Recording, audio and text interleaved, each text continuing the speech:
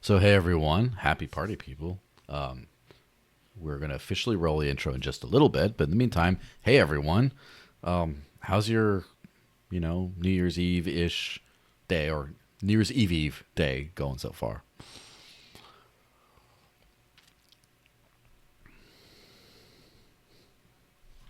Oh, hold on.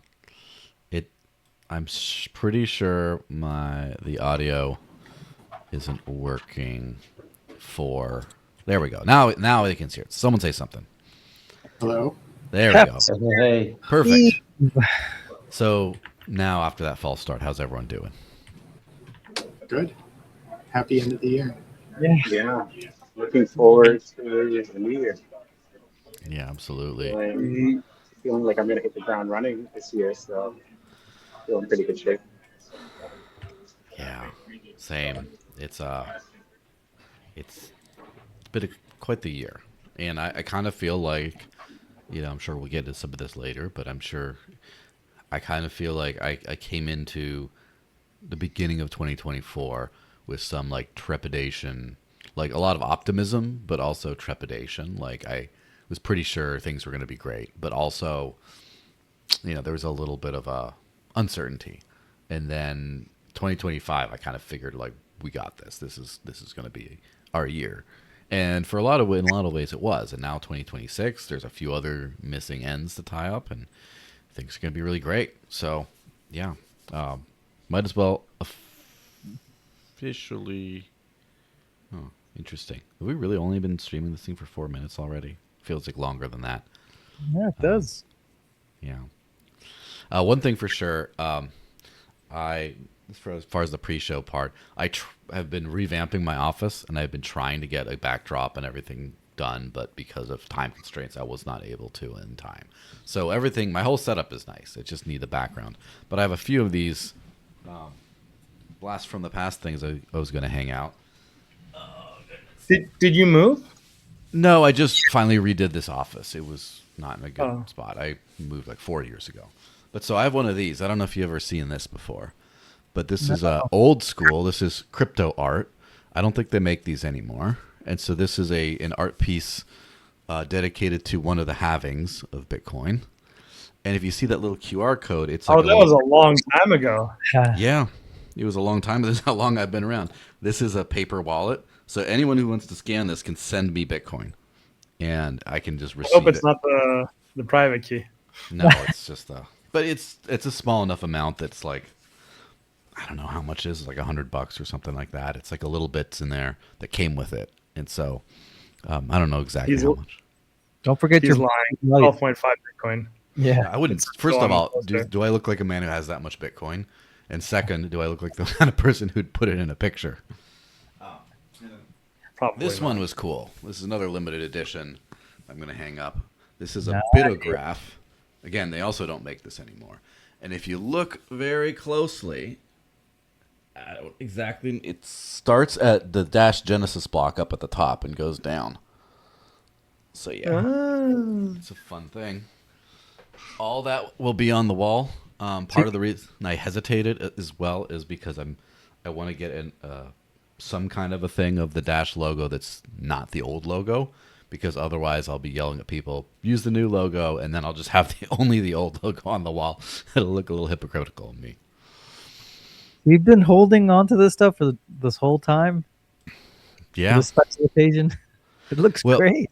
Yeah, I mean, I used to have both of those on my old wall at the old apartment that I left, 4 years ago or something. And so I've just been in the closet, and it's funny. I have another thing that maybe will not make it on the wall, but a friend of mine a long time ago, his wife gave me a birthday present, and she I don't know if it's crochet or whatever, but one of those knitted picture things. She did one of the Dash logo with the text, "She wants the D."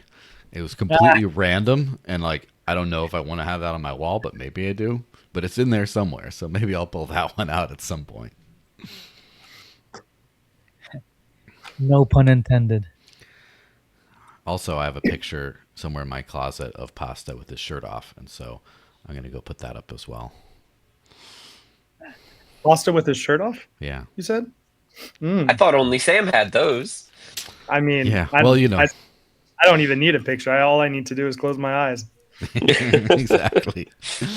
All right. On that note, let me roll the intro and we'll just officially get this started. All right. Ready? 3, 2, 1, go.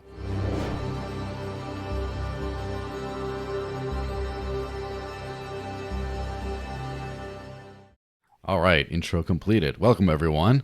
This is the Dash Podcast, New Year 2026 special. I'm joined by a fantastic host of characters from all over the world.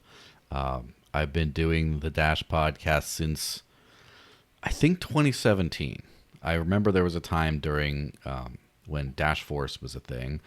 I went on a podcast, Free Talk Live specifically, and then some of my other colleagues were like, "Oh, that was fun. We should do our own." So they did a weekly Dash podcast that I joined from like 2017 to the end of 2019, and then I migrated that to my own channel. That's kind of the reason I started this channel initially, was just to have a home for this, and I've been carrying it on since then.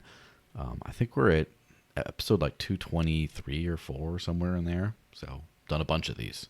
But yeah, hope everyone had a good Christmas, happy impending new year, and yeah, let's go around and just say hi to everyone, dude, like clockwise, Brady Bunch style, for those who get the reference.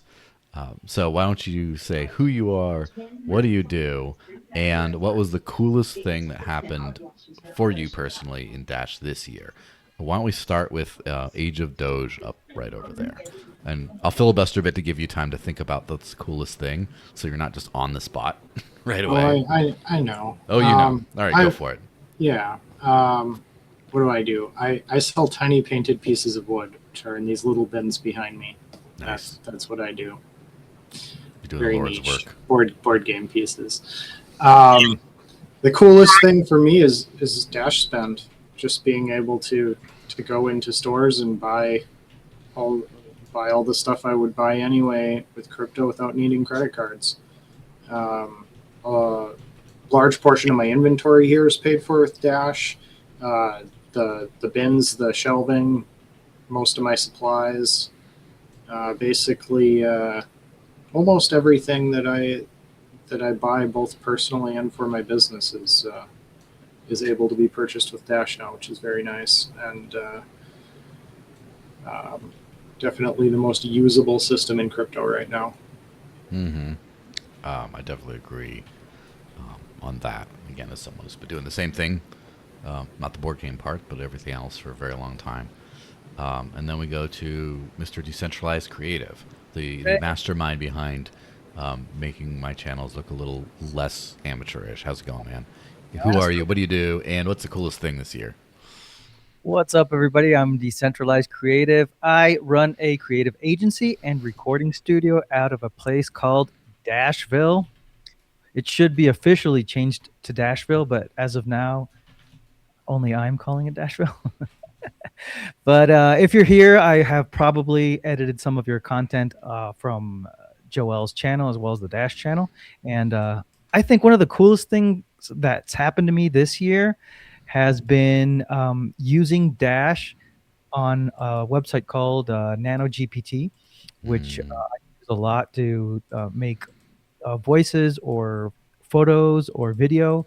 And it's super cool because I could pay for it in Dash. That's one of the things, not the only thing, but we'll talk about more cool things that have happened this year in this podcast. Yeah, absolutely. And of course, I use NanoGPT a whole lot as well. And it did not show up really on, it didn't really show up on the usage stats that much because, first of all, I use it as a testing ground for some swap services about how fast I could get Dash to something else. So I did like Dash to Lightning, for example, or Dash to Nano or something. And so a lot of my Dash loads showed up as like Nano or Bitcoin or something else. But also I had like a lot of referral kind of things in there. And so everything worked out pretty well for a while up until I started using a lot of these, like the GPT stuff. And then it started to really like cost a lot of it started to really cost a lot of money at that point. And then it was like, oh no, this sucks. So then I started to bleed through all my money, and then now I actually have to load it with Dash. And so now the last like couple weeks, I'm starting to actually throw a lot more Dash uh, into the Nano GPT. So now you will see that reflected in usage stats, and that's going to be very fun. Nice, nice. Yeah. So let's see. I think we might have had a little hiccup for a second because I had a little bit of too many tabs. It's a real thing. Anyway, let's get on to who next. Dasha, how's it going? You mind introducing yourself? Who are you? What do you do? And what's the coolest thing for you for Dash this year? Hi, yeah, my name is Dasha. Its full name is Daria. Actually, Dasha is for friends, and it reflects the dash, the name of the project. So in Web3 field, I work with startups. My experience is in the layer ones. I attracted builders, and this year in September, one of my friends came to me. He's the old part of the community of Dash, and he told me about Dash platform and about the future of Dash with builders, with new developers. And he told me that my talents, my experience is important for Dash and that I can join. And it was my first proposal to go to Token 2049 for Dash. So for me this year, it is like a present that I joined this project. I really love people who I met. Joel, guys from DCG, Mikhail from Pshenmik Dev, and other guys, really talented people. So I'm diving deeper in Dash ecosystem and hope to bring more bright moments in the project. Yeah. Yeah, very cool. Also, it seems like the X stream cut out, so I'm gonna have to just throw the YouTube thing and upload it to X later. But oh well, these things happen. Now let's get to doing the clockwise motion here for me. Shenmik, how's it going, man? You want to introduce yourself? Who are Hey you? What do you guys. do? And what are you most excited about? Yeah, hey guys. Well, I'm the lead of the Shenmue Dev team, the team that is working for the projects for Dash, especially the platform projects. Um, we made the platform explorer, which a lot of users I think have already seen, and yeah, and I think the most coolest part about this year, this is more developers started working in our team, and a lot of cool things are going in the platform project.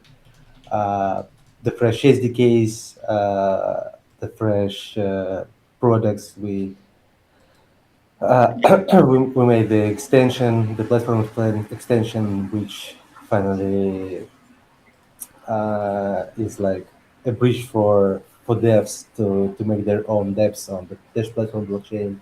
This is really great, and yeah, I think the most coolest part is that Dash platform finally stabilizes, it gets matured, um yeah, and finally reveals.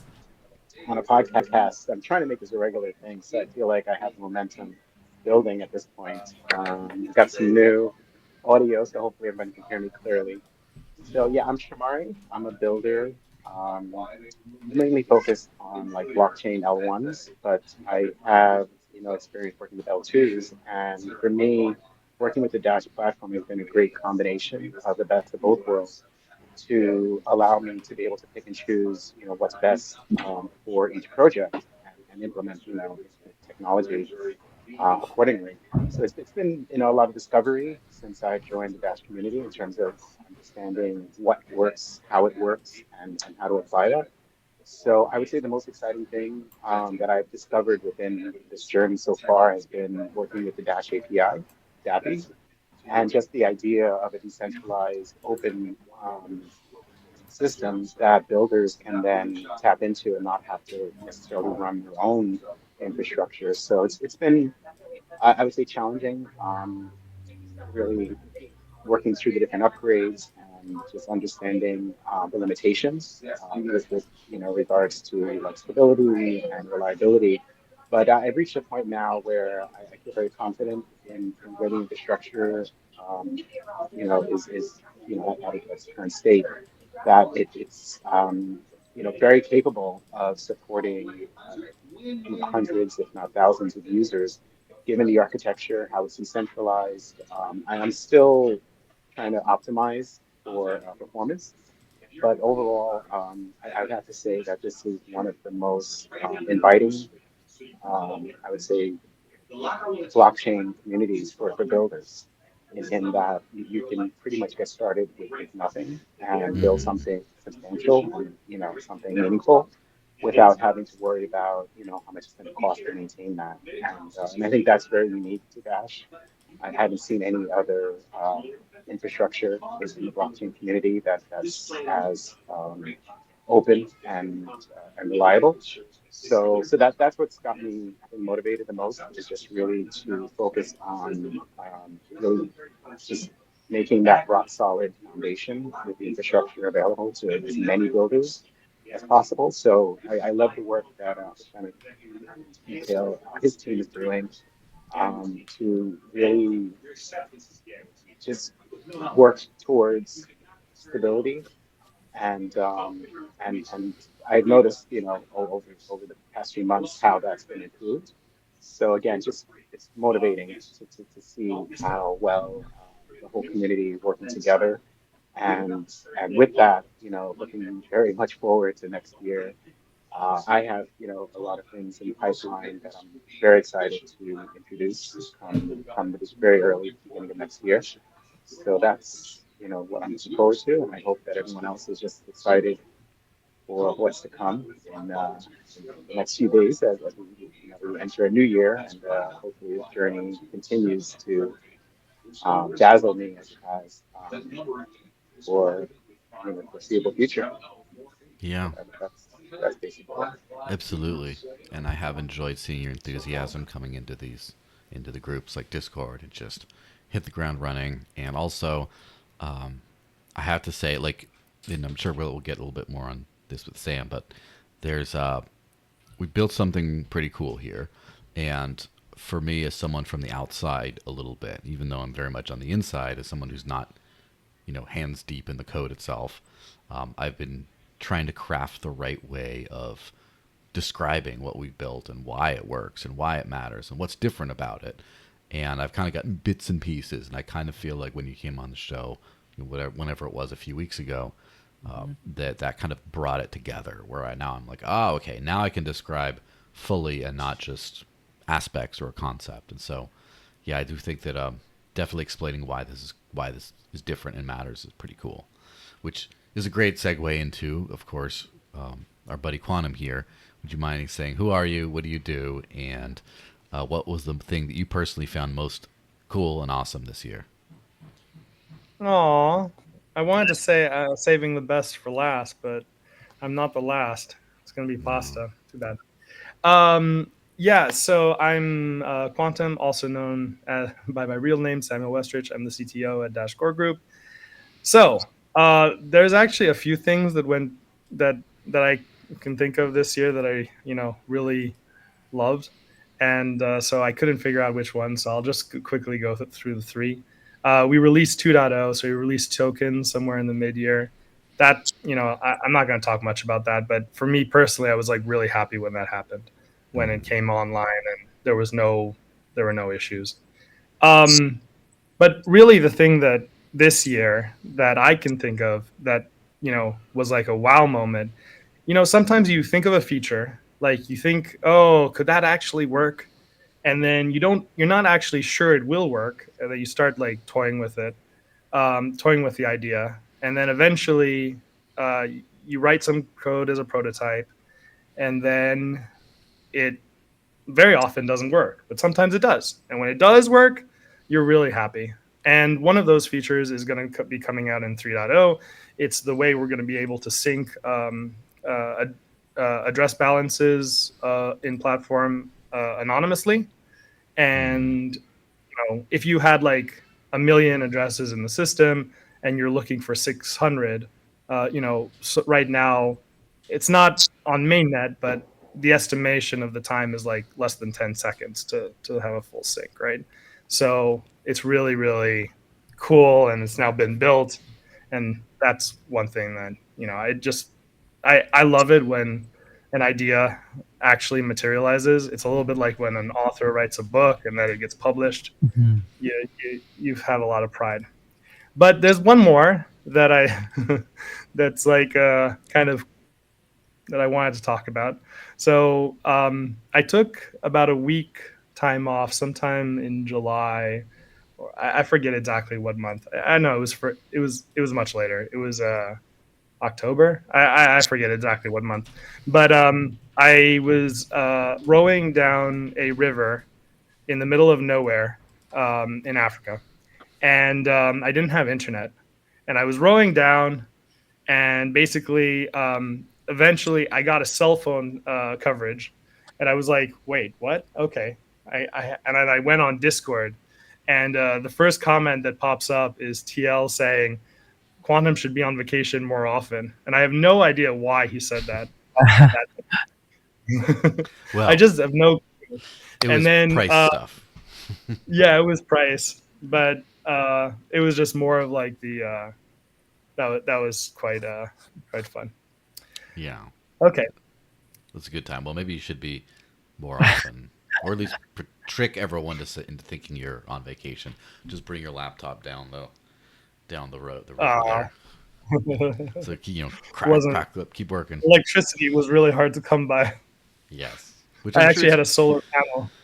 which I'm sure is a great reset. I find that as well, where I keep showing up every single day, doing stuff, and a few 7-day weeks in a row, and all that, and then I take a couple days off, and then I'm just sitting there, and then I'm just like, I want to see what's up. I want to get back to this. This is what I like to do, and it does kind of help reinvigorate. Oh yeah, definitely. You need, well, at least I need Mm-hmm. uh, to have a change of pace and sometimes touch grass because I sometimes enter cave mode and I program without leaving my room for months. Mm-hmm. I'd like to say weeks, but it's actually months. Yeah. So time to time, I have to go out and notice that there still is the sun. Yes. So basically, the entire evolution network is just like plugged into like the back of your head, and you're just like farming you as you're in your dungeon there, just running No, the whole thing. that's uh that's version 17. We're only on version 3 right now. Yeah. Well, there you go. Full on cyborg quantum. All right. So now let's get to the bowl of spaghetti. How's it going, Pasta? Would you mind saying who are you? What do you do? And what was the thing you were most stoked about in Dash this year? Hey, yeah. Excited to be here. It's been a while since I've been on a podcast with Joe, and it's always a good time. So I am the lead maintainer of Dash Core, which is the layer one protocol in the Dash network that everything else kind of builds on top of. And so lots of things kind of happen in the project. A lot of it is kind of less pretty, less user focused, less something that can really be talked about. A lot of kind of improvements this year were more back end, more related to long term code maintainability improvements in that regard, um, which is always kind of annoying to say. One of the things I was really excited about this year and was super cool was the implementation of BIP 324, and that was the encrypted P2P stack. Mm-hmm. And so now that we are that was implemented in 22.1, and now that V23 has rolled out and proof of service has kind of pushed everyone towards that, the entire Masternode network, every bit of information between masternodes now is fully encrypted, which is super cool. All of those connections between masternodes should be using the V2 P2P stack, and that also then extends to users who talk to them. Um, right now, the iOS and Android wallets don't support BIP 324 yet, but anyone who's using Dash Core, when you're on the network, almost all of your traffic is going over BIP324 and is encrypted, which is super cool. And actually, well, I mean, one of the other big things that I did this year, which was also super exciting but super stressful and super annoying all at the same time, was working on Rust Dash Core for building out the kind of new iOS wallet. And there was definitely a lot that went into that, and we're making good progress there. I'm taking a less active role now, and there are a couple of dedicated people on that now that can be more focused on that and are doing a great job. But one of the last things that I did there was implement BIP324 support, which is super cool. And so now there is BIP324 in an SPV library. And so once that comes to iOS, and hopefully in the future, once that comes to Android, uh, the mobile wallets as well will use encrypted communication to masternodes and everyone else through the P2P stack. So that's definitely my like most exciting thing, I would say. Yeah, I mean that is pretty cool. Would you mind explaining how this is different from the way things work in Bitcoin? So my understanding, and I kind of touched the surface of some of this, and I might be confusing some things, but this is sort of like an opt-in thing for Bitcoin to kind of, on the network level, again, the not the actual blockchain transaction graph stuff, but like actual connections between nodes and such. It's encrypting that from my understanding with Bitcoin it's kind of like opt-in, and with Dash we might actually be able to get it actually encrypted on the whole network level eventually. Yeah, so it is on by default in Bitcoin Core, but due to the like much more diverse software setup in Mm-hmm. Bitcoin, and the fact that like people are less kind of incentivized to upgrade sometimes. I don't have good data on it, but my expectation would be that the percentage of nodes that are BIP324 or encrypted P2P stack compatible is a lot less than what it is on Dash. Right, on Dash, all master nodes are able to or are hosting the BIP324 stack. Um, so on Bitcoin, that's probably significantly lower. Some clients probably don't support it. Not all servers are upgraded for it. That kind of thing. On Dash, we have ways to incentivize people to upgrade, so we're able to get to near 100% adoption of those. Nice. Is there something where we can end up making it actually like fully 100% someday, like making it through a hard fork or something, making it kind of mandatory? Maybe not immediately, but yeah. Yeah, so I mean, it is something that you could make mandatory, but I wouldn't recommend it because you would lose all the compatibility with like legacy libraries or legacy clients that maybe haven't spent the time to upgrade, right? That's one of the things in a decentralized network is you really don't want to make like there are like categories of breaking changes that you are okay making just via like a hard fork or something like that, but there are categories of breaking changes that you really never want to make. Um, and for the most part, I would say the like P2P stack falls closer to the side that you don't want to break that often. And I would generally say that if a user, for whatever reason, wants to use the unencrypted stack, that's like their choice. They should be able to. But by default, we should have as many users as possible using the encrypted stack. Yeah. So is this something that is kind of common or rarefied in different cryptocurrency networks? It seems like I haven't heard a lot of. There's a lot of talk about network level privacy in crypto, and a lot of you know more privacy focused cryptocurrencies have stuff like Dandelion plus plus and stuff like that, or there's a bunch of different approaches to network level privacy, and yeah, it seems like this is kind of in the same general zip code as that kind of stuff. Yeah, so there's kind of two different domains that you have to be concerned about. The one side is like a passive observer, someone who just is like sitting in a data center listening to the traffic that's going through and just logging it and maybe analyzing it, but they're not actually involved in the protocol. They're not like an active participant. They're just Mm-hmm. passively observing, right? And so, maybe like this would be primarily like a ISP level, or maybe like government level, like passive observer kind of Mm-hmm. attack. Um, but because it is like passive, if you control, the routers or stuff along the way, you can log those things, and you can figure out kind of what might be going on based on that. Um, so that's one side that you want to control, is you want to, stop the passive observer from figuring stuff out. You do that by encrypting traffic between peers, right? Mm-hmm. And then there's also like the active participant metadata that you want to minimize.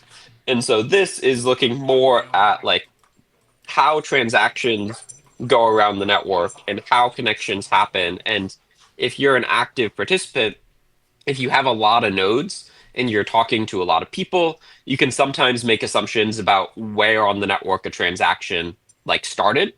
And so there are ways that you are able to kind of minimize that kind of metadata leakage and improve that by, not sending out transactions immediately, but kind of trickling them out and things like that.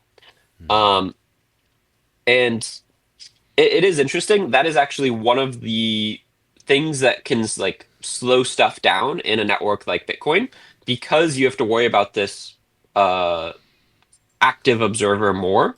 Um, you have transactions, they might take, 2 to 5 seconds to just for everyone to see it on the network, because every hop might take between, half a second or 2 seconds for a peer to send it to you. Even though they have it, they're not sending it to you because they want to trickle it out for privacy reasons, and for like network analysis reasons. Mm-hmm. But on Dash, we have masternodes that are very hard to Sybil, right? Mm-hmm. Sybil is where you have a lot of nodes running.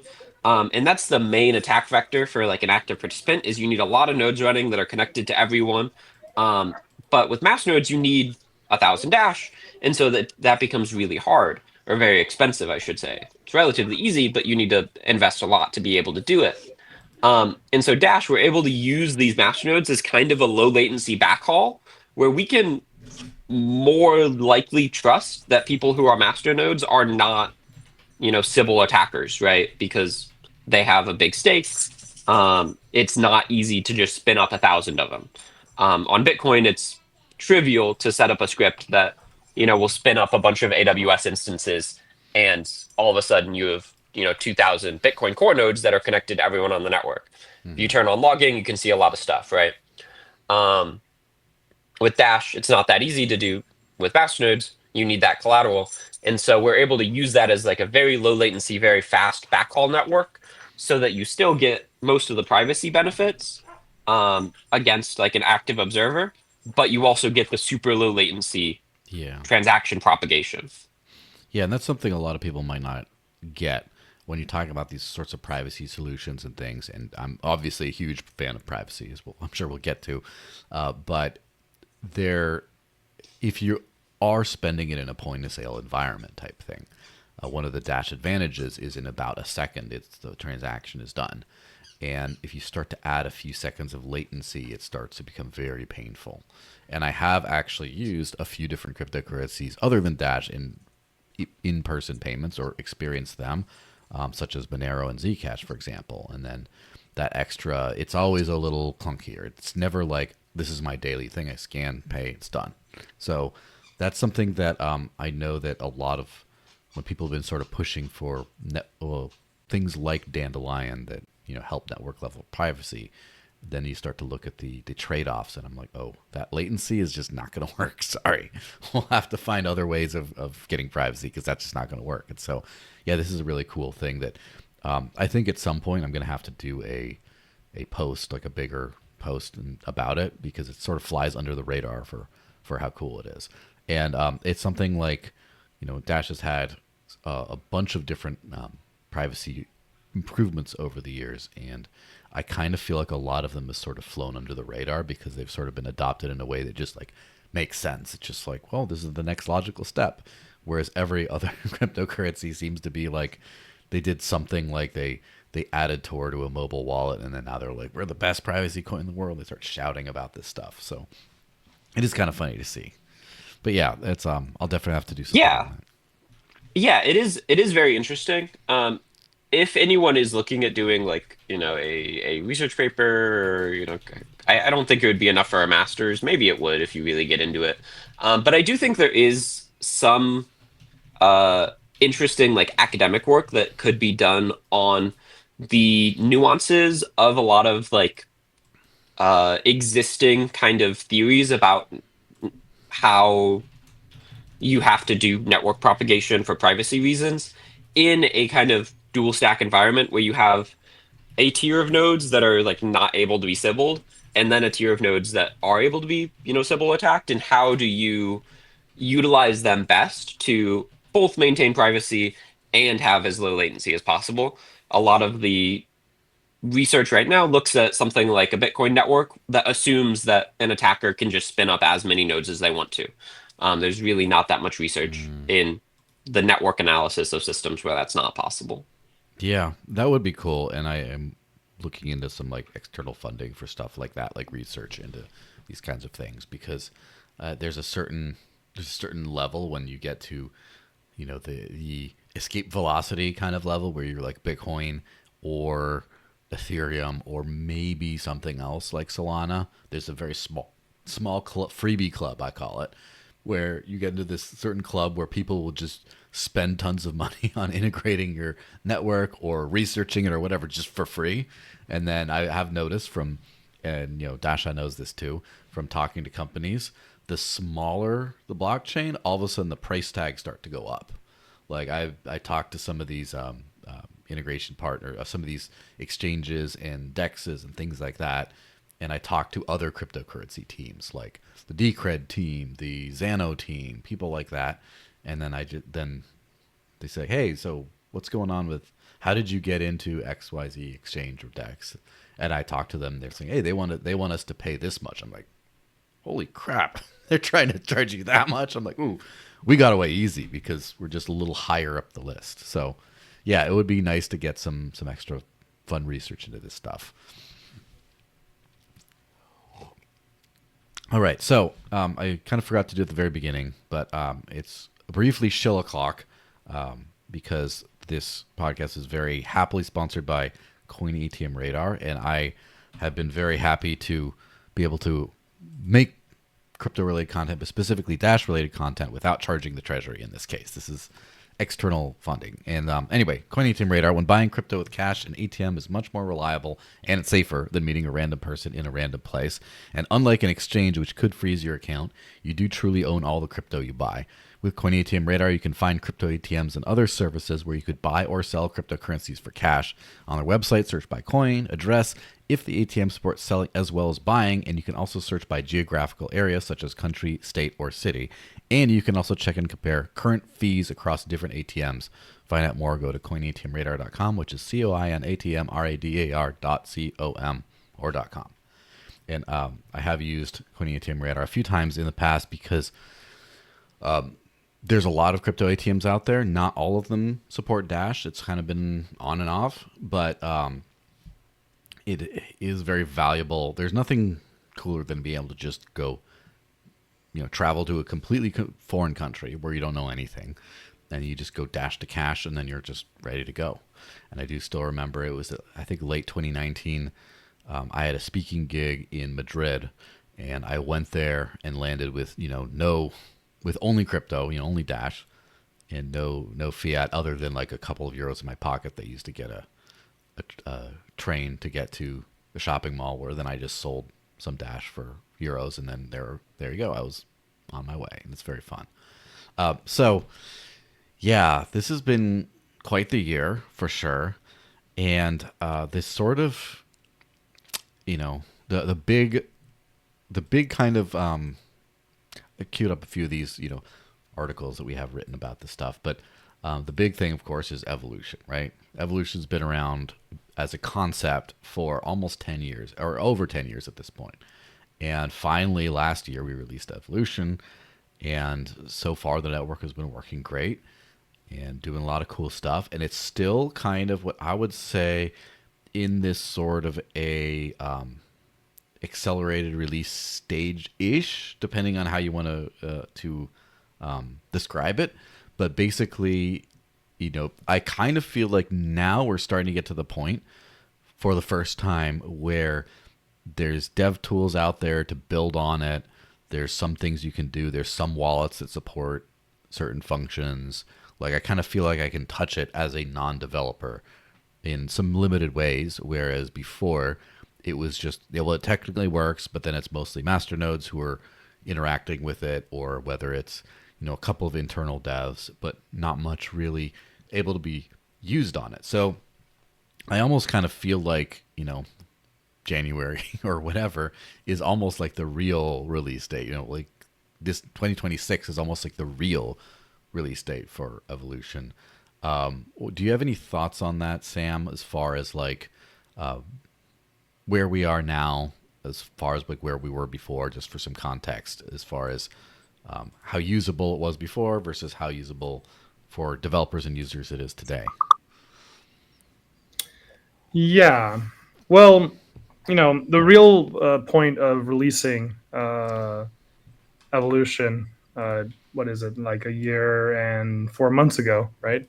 Seems like it was a lot longer than that. But no, it was only a year and 4 months ago. Well, the point was to show that we had something, right? Mm-hmm. It didn't have all the bells and whistles. It wasn't very mature. But as time goes on, it becomes more and more mature, and we add a lot of new features. Just in version 3, we're going to be adding. In version 1, we had about, I think, 7 state transitions. Then in version 2, we added an extra 6 or 7. I'm not sure. I think 6 for tokens. And then in version 3, there are another 6 state transitions. There are 4 new. So in version 2, there were 2 new types of trees.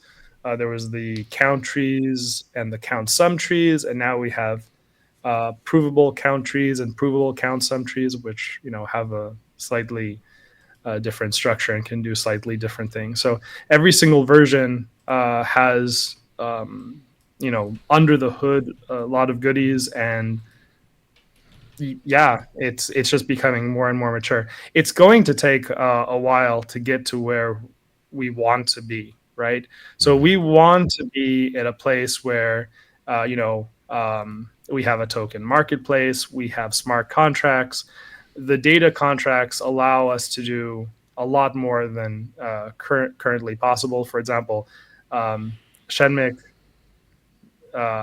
has been rightfully wanting a feature on basically being able to offset, saying like basically paginate through big queries, right? Currently, it's possible, but you'd have to actually know how many elements exist before. Like it's complicated how to do now, and he wants it in an easier way. Now that wasn't possible without provable count trees, which is a new feature that was only merged in like 4 weeks ago. So eventually we'll have that, and all these features and will eventually get us to the product that we want, that people are gonna love. Right now, it's like when Bitcoin came out in 2008, I don't even think you could pay to public key hash. I think you just paid to IP. I forget. It was very rough, right? We're right now at year. We're one. I wouldn't say we're like where Bitcoin was in 2009. Not even close, because the system is very, very powerful and has years of. You haven't had any inflation bugs either, lest we forget the 2010 we haven't had any bug. inflation bugs. No, the system, like from the get go, has some trees, right? So there can't even be an inflationary bug. Well, I don't see how. If you want to try to prove me wrong, please go ahead. Shamari, But don't get any ideas. no, it's yeah, I don't Yeah, think no, it's possible. I did want to just add to the utility of the evolution platform today that I really am really shocked that the use cases are already coming out. The wallet utilities that were just recently implemented on the Android version that allow you to basically back up your metadata, Oh yeah, I will get to that you know, next. on chain.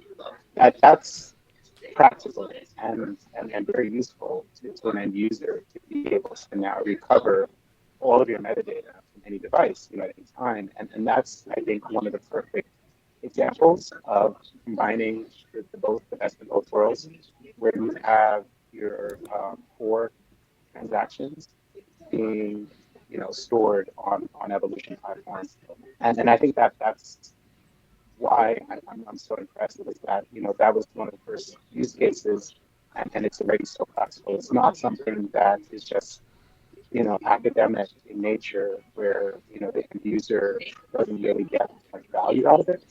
So I'm just happy to see what's coming already. And I think that's a lot of utilities is really like a perfect example of the power of combining the L1 and the L2, you know, into one ecosystem. Yeah, absolutely. And also, just as a heads up, we did hear all of you, but it was a little bit garbled. So maybe while we're continuing on, and well, you can Yeah, tweak I'm with getting the audio quality. issues. I don't know why. I tried to jump out and jump back in, but it's still a bit garbled. I'm It not sure happens. how It's to all adjust right. that. Yeah, but I do agree that that's something that definitely puts a lot of like reality to the system there. But yeah, as far as like we didn't have any inflation bugs that we could tell anything like that. It's very very different place today than we were back in September or of last year when the blocks started rolling, and yeah, it has started to become pretty cool.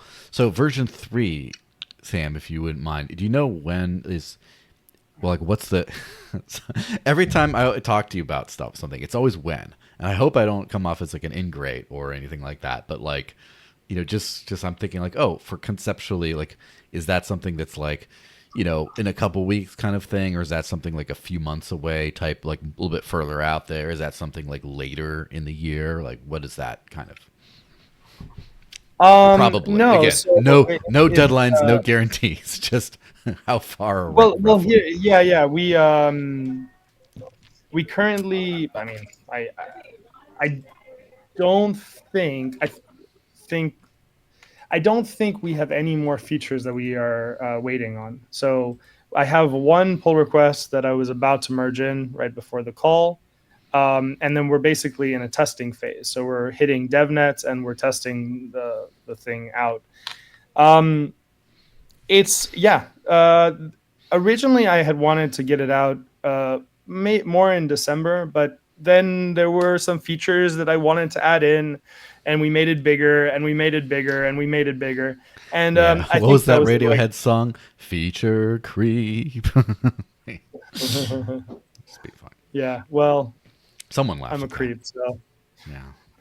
Yeah. Feature I creep. could That's start fine. singing right now, anyways, if you guys really wanted to be a nice new year and be like, I want 2025 over. We'll save that for But the end. yeah. uh, so, oh wait, I lost my train of thought. Oh yeah, 3. version 3. So, um, It's look, like CZ, but instead of this, it's the anyway. yeah, we're not far away. It really is coming down to testing. So Mm-hmm. most like we have two things that are happening at the same time. So the first 2 weeks of January generally are a little bit more uh, less things happen. Why? People from Eastern Europe are generally off because it's Christmas holidays for them. We don't Yes. have as many Russian devs as we used to, so we don't have as much of a problem. In fact, Ivan got most of his work merged in the last few days and has really been working like crazy Very nice. to get. Yeah, and that's something that actually, my wife didn't even know about. Is that do you know that a big chunk of the world has like a January 7th Christmas? I'm like, what? It's Yeah. like, yeah, and it's like that's why also over Christmas, like my Christmas did not quite down that much. I had like 80% the volume of messages over Christmas because there's a lot of people that's like, it's Thursday, bitch, where you at? It's like it's not Christmas yet. So anyway, carry on. Yeah. So currently, I want us to.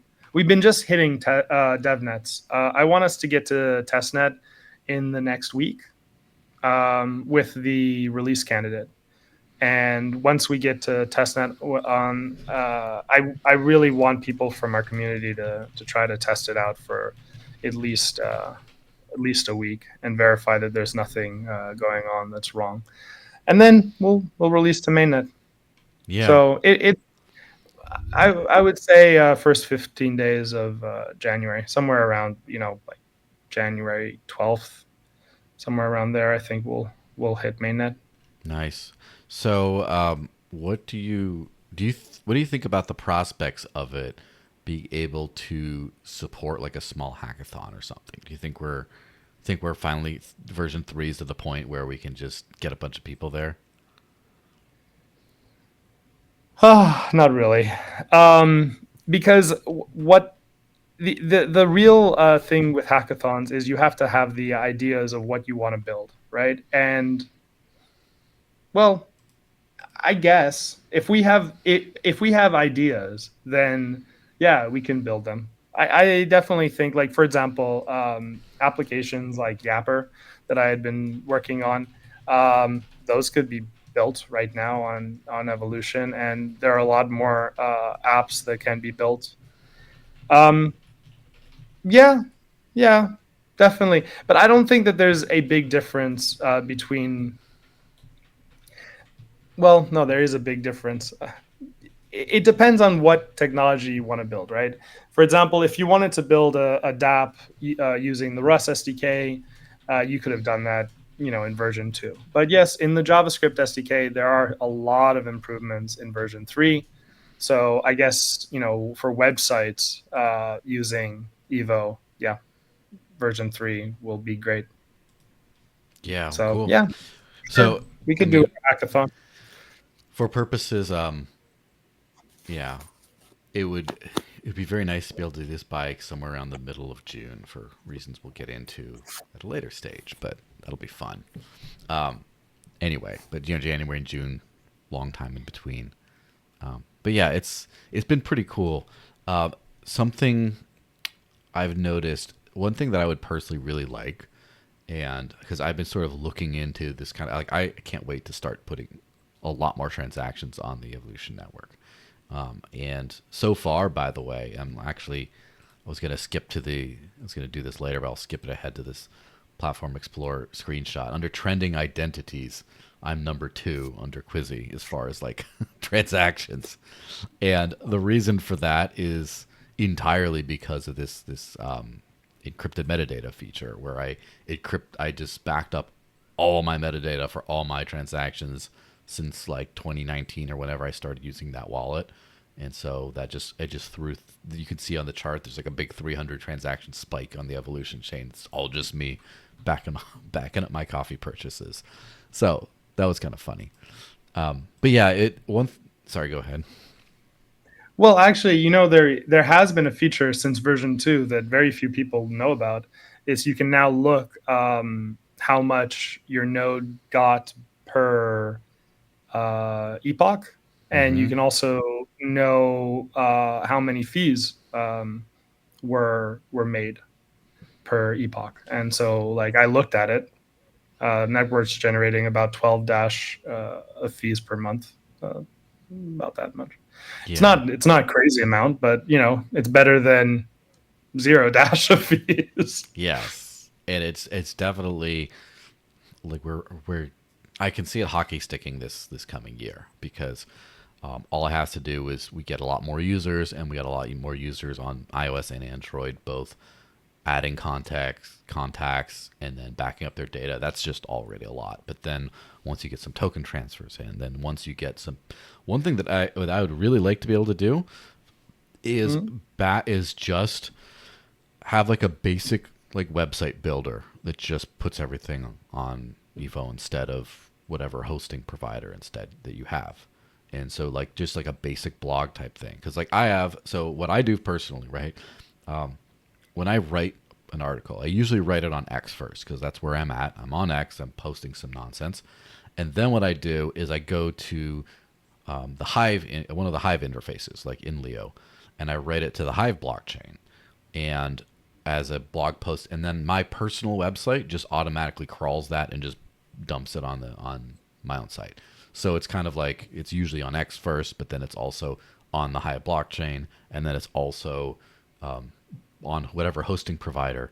And so I'd love to add that to it, to where every single time every website, every time I do a blog post or something like that, I'd just love to just have that on there.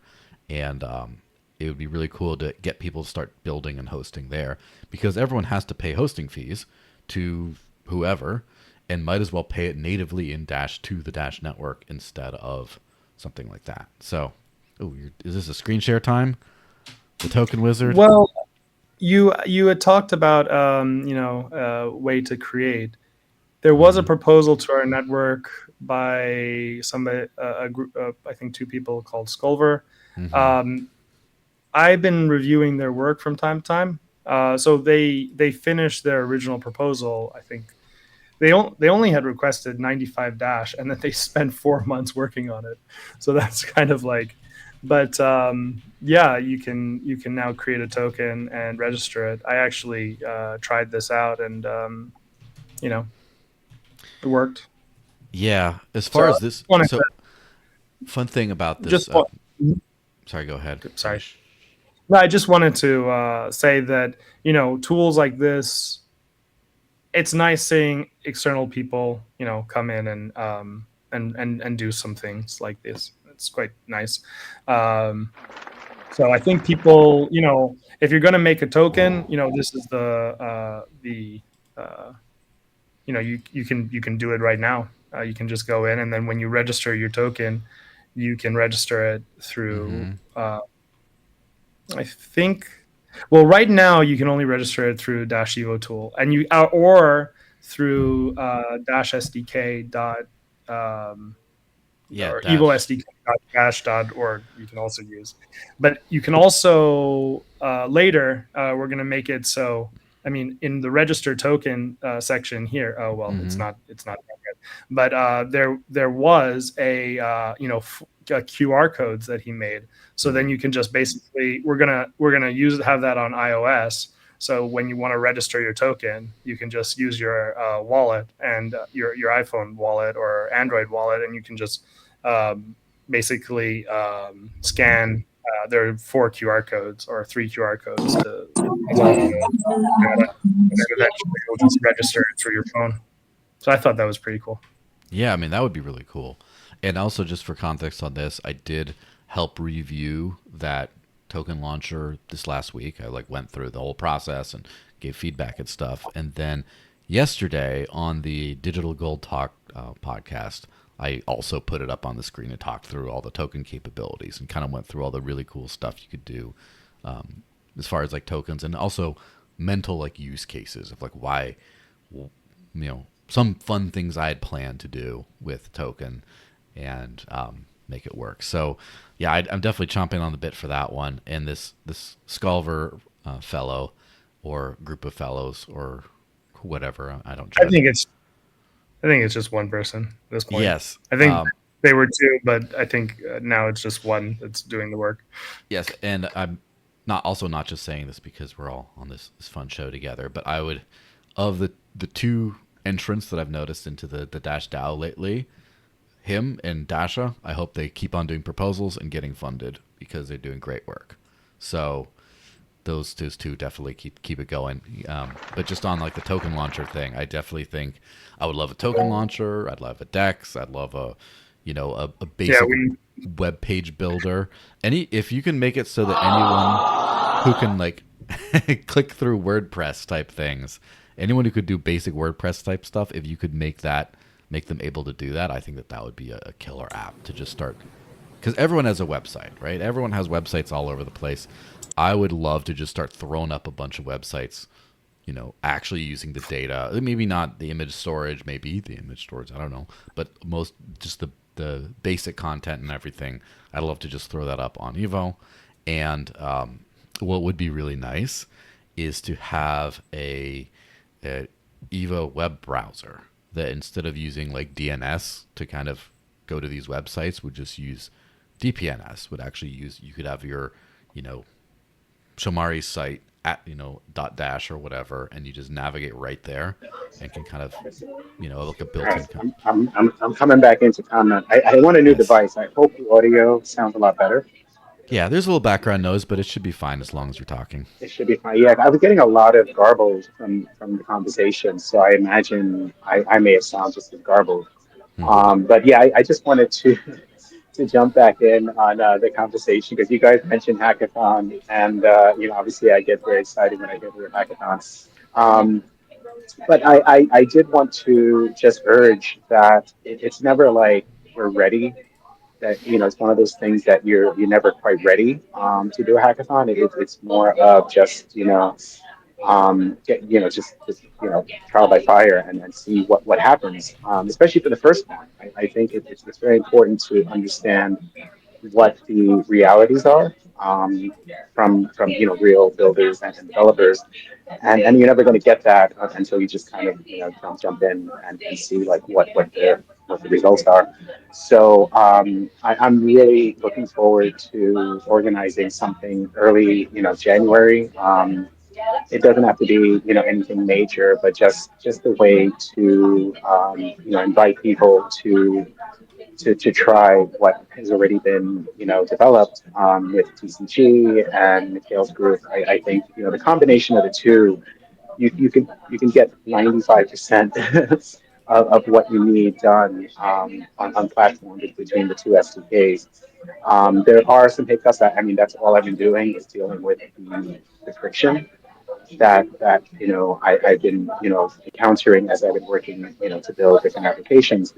And for the most part, I would say there are solutions for everything that you would need to have done. So it's not to say that you would ever get stuck. And I think that's the most, I would say, demotivating thing for a builder is to get stuck and not be able to actually complete, your objectives. So I would say we're at the point now where there's nothing that I've tried to do that I can't find a way to do. And all I'm working on now is how to reduce that as much as possible, to just reduce the friction. But in terms of just ideas, I wanted to throw one out that I've been thinking about recently, and I was hoping to even propose that to someone maybe in the community would be to do an app for the Zebek card. Mm. Even just like a mini app, but just the idea is very simple. It's just to make it so that you can query, your balance very easily, and also to be able to read to top up very easily. And right now, there's like two different websites to do that. Yeah. So it would be nice to just kind of simplify the user experience with the debit card. Um, Even from the platform side, I was looking at how to do the top ups, and I actually did one the other day using the withdrawal feature. So you could actually top up your Zebit card today, technically directly from platform, just by doing a withdrawal to your top up address. At least the minimum amount, and it got credited less than a minute. Probably like within 30 seconds.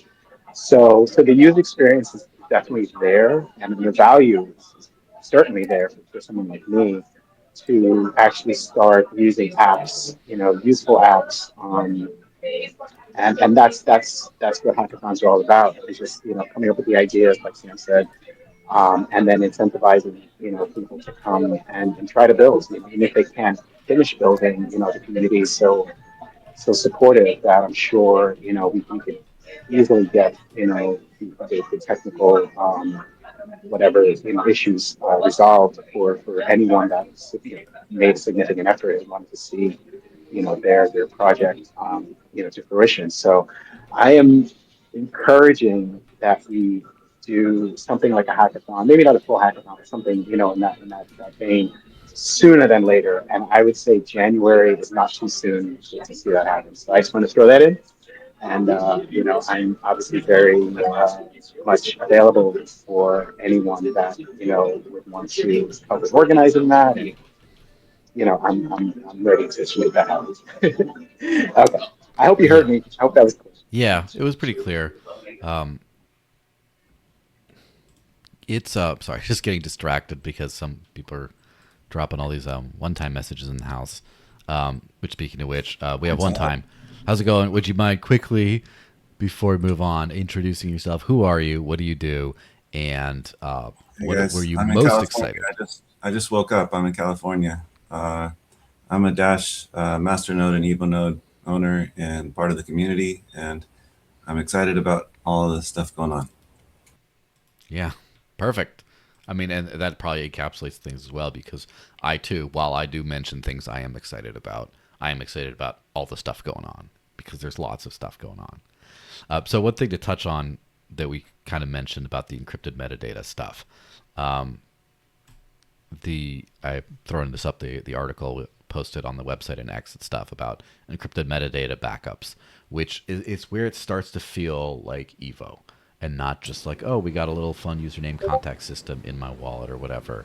But so uh, as we sort of mentioned about like me jumping on spamming the chain with a bunch of my backups there, it's one of those things where if when someone actually lives on crypto, when someone actually uses this stuff as money, and you send a transaction, all that is there on the blockchain level is just the, the address that came from, the address it went to, and like the amount, and that's kind of it. And the address doesn't tell you anything. Anything doesn't tell you anything. And I have been like, I remember one time in particular, one time that a long time ago I was paying for my local like CSA, which is the community supported agriculture, my local like pickup, and I was paying the farmer in Dash every month, and I was just scrolling through my wallet, and I was just like, did I pay her this month? I don't remember. And I had to like message her, hey, did I pay you? And she's like, let me check. I don't remember. And so because on the blockchain, you just say this amount to this amount. And what I was doing before is just guessing based on the amount.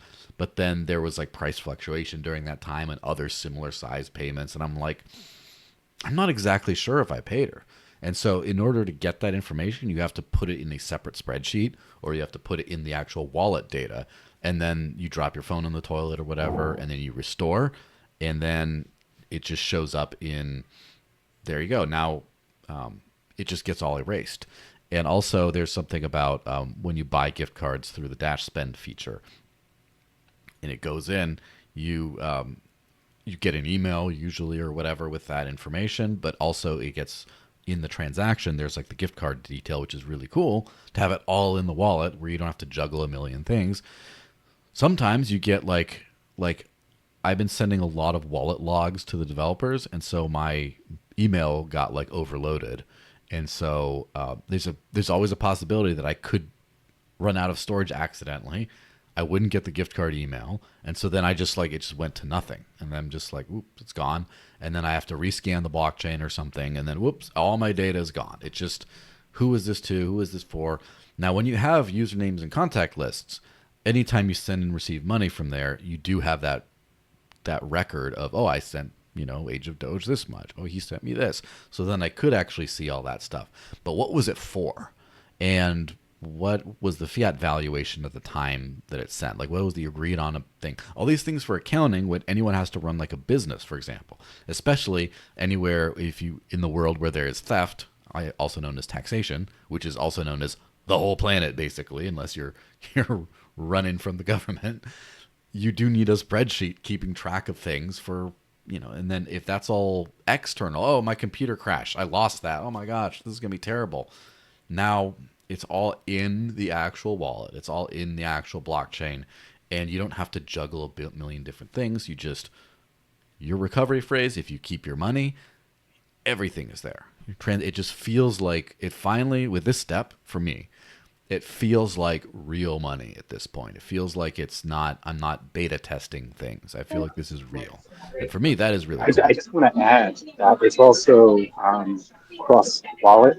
So this is Mm-hmm. going to work in Edge Wallet. This is going to work in Unstoppable Wallet. And I think that's even more kind of, I would say, mind blowing, is that this has never really been done on any other wallet that I've ever known about. The only way to really do this is to centralize it. So you might have like Bitcoin.com wallet able to restore to another Bitcoin.com wallet all of the metadata. But that's because that's all being stored centralized, with state control. Mm-hmm. So this is like the first time I've ever seen the ability to have metadata shared, synced across wallets that it's not even the same wallet, and it's being done decentralized. So I think this is just one of the best, most valuable use cases, and I'm just very happy that it's already out. It's already working. Yeah, absolutely. And this is where it gets interesting, right?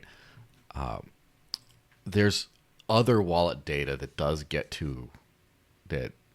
lost that sometimes you need.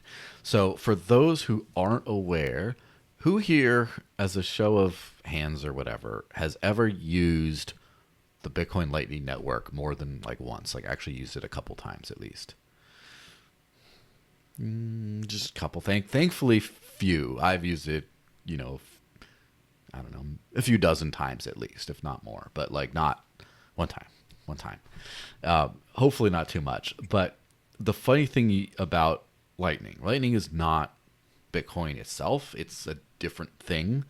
And when you have your recovery phrase for a Bitcoin wallet, that's all you need. When you have a Lightning Network wallet, you need a constant updated channel state. And so every single time you send or receive a transaction, you need to update that backup file. And so you need a constant running backup file in addition to your other private keys. You need those two things. If one's out of date, then you could lose all your money. It's not just you could not restore to the current state, but then someone who has a channel with you could then say like, oh, he published an old outdated state, he's malicious, therefore I take all his money, and you just lose everything in Lightning. So you do need a constant state of that, and there are you can store that locally on your device, but then you lose your phone, you lose it gets lost. And then you could also you could do a cloud backup with a centralized provider, which is the way most Lightning wallets do it today. But you're trusting that a different company is not going to go offline or rug you or whatever. It's not ideal at all. Now, this seems like a perfect thing, and of course, it's never happening. I'm never going to get a Lightning wallet. Wait. There's a cat. Oh, I see the cat. There's a cat. Oh my God. Oh, he jumped. Okay, we're done. Now, I should have mentioned, I could have sworn I heard a dog in the background of Pasta's thing. Lucky. And Team, I right? also have a few cats that aren't here because they're being quarantined right now. And Age of Doge, I'm sure, has a Doge, but that's to show off. Anyway, so as far as Just sleeping on the couch. that's fine. As far as the Lightning Network backups, right? That should be if you had that on Evo, you could just keep one private key, one seed phrase, and then it would just back it up continually. And so then you restore, you don't have to deal with a third party at all. Now, beyond Lightning, this is something I just learned this last week. Zcash is going through a major upgrade or change to the way they handle wallet things in the next year or so, called Tachyon. And part of what that does is right now there's something called nullifiers, which are little encrypted notes in every block that say whose transactions are whose, because it's all encrypted. You can't see it. And so when you go to sync your wallet, you go and you check for nullifiers for your own transactions all the way down. But nullifiers take up a ton of space. It's so what they're doing infrastructural change where now the like wallet provider, whatever node you're syncing to, has to keep much less of this data, but you now will need to keep an ongoing backup of your transaction state, I guess, similar to Lightning. So now Zcash is going to have the same issue as well. And I'm going to try to get ahead of the curve and see if I can convince any non-maxi Zcashers to use Dash to actually back up their current channel state so they can just keep one set of private keys and that's it. And you don't need to juggle separate backups. And why is Zcash doing this? It seems like it's just to make their transactions cheaper. It's for infrastructural scaling purposes because the channel state, the state of nullifiers that every node, for example, has to keep track of, is just balloons by like gigabytes. It's very large. And so basically it become prohibitively expensive to run a node that provides this kind of service. So to make that a little bit easier, they're kind of shuffling things around so that now they don't actually store that, but you do need to actually keep a state locally to just let them know, and then you could sync really fast. And it's so basically to make infrastructure a lot faster and cheaper and just work at scale, at mass scale. But the big trade-off, of course, is now you have to keep your own state. So that's going to be interesting. So you lose your funds? I have to or look into that. You won't find your funds. Can we just make a bunch of these that integrate a swap service and not even try to sell people on Dash? Just say, hey, here's a Zcash backup thing. You just pay Zcash to it. It works. Here's a Lightning backup thing because the maxis. Yeah, I think that's the best way to go. And even if people aren't maxis, one of the most annoying things in the crypto space right now is systems that require you to go and acquire tokens you don't have in order to do a thing. It's so obnoxious, especially with some of these smart contract things on Ethereum. Gas tokens. Like there was one to sign up for a thing. I had to go through 3 networks, 3 different tokens that I don't have.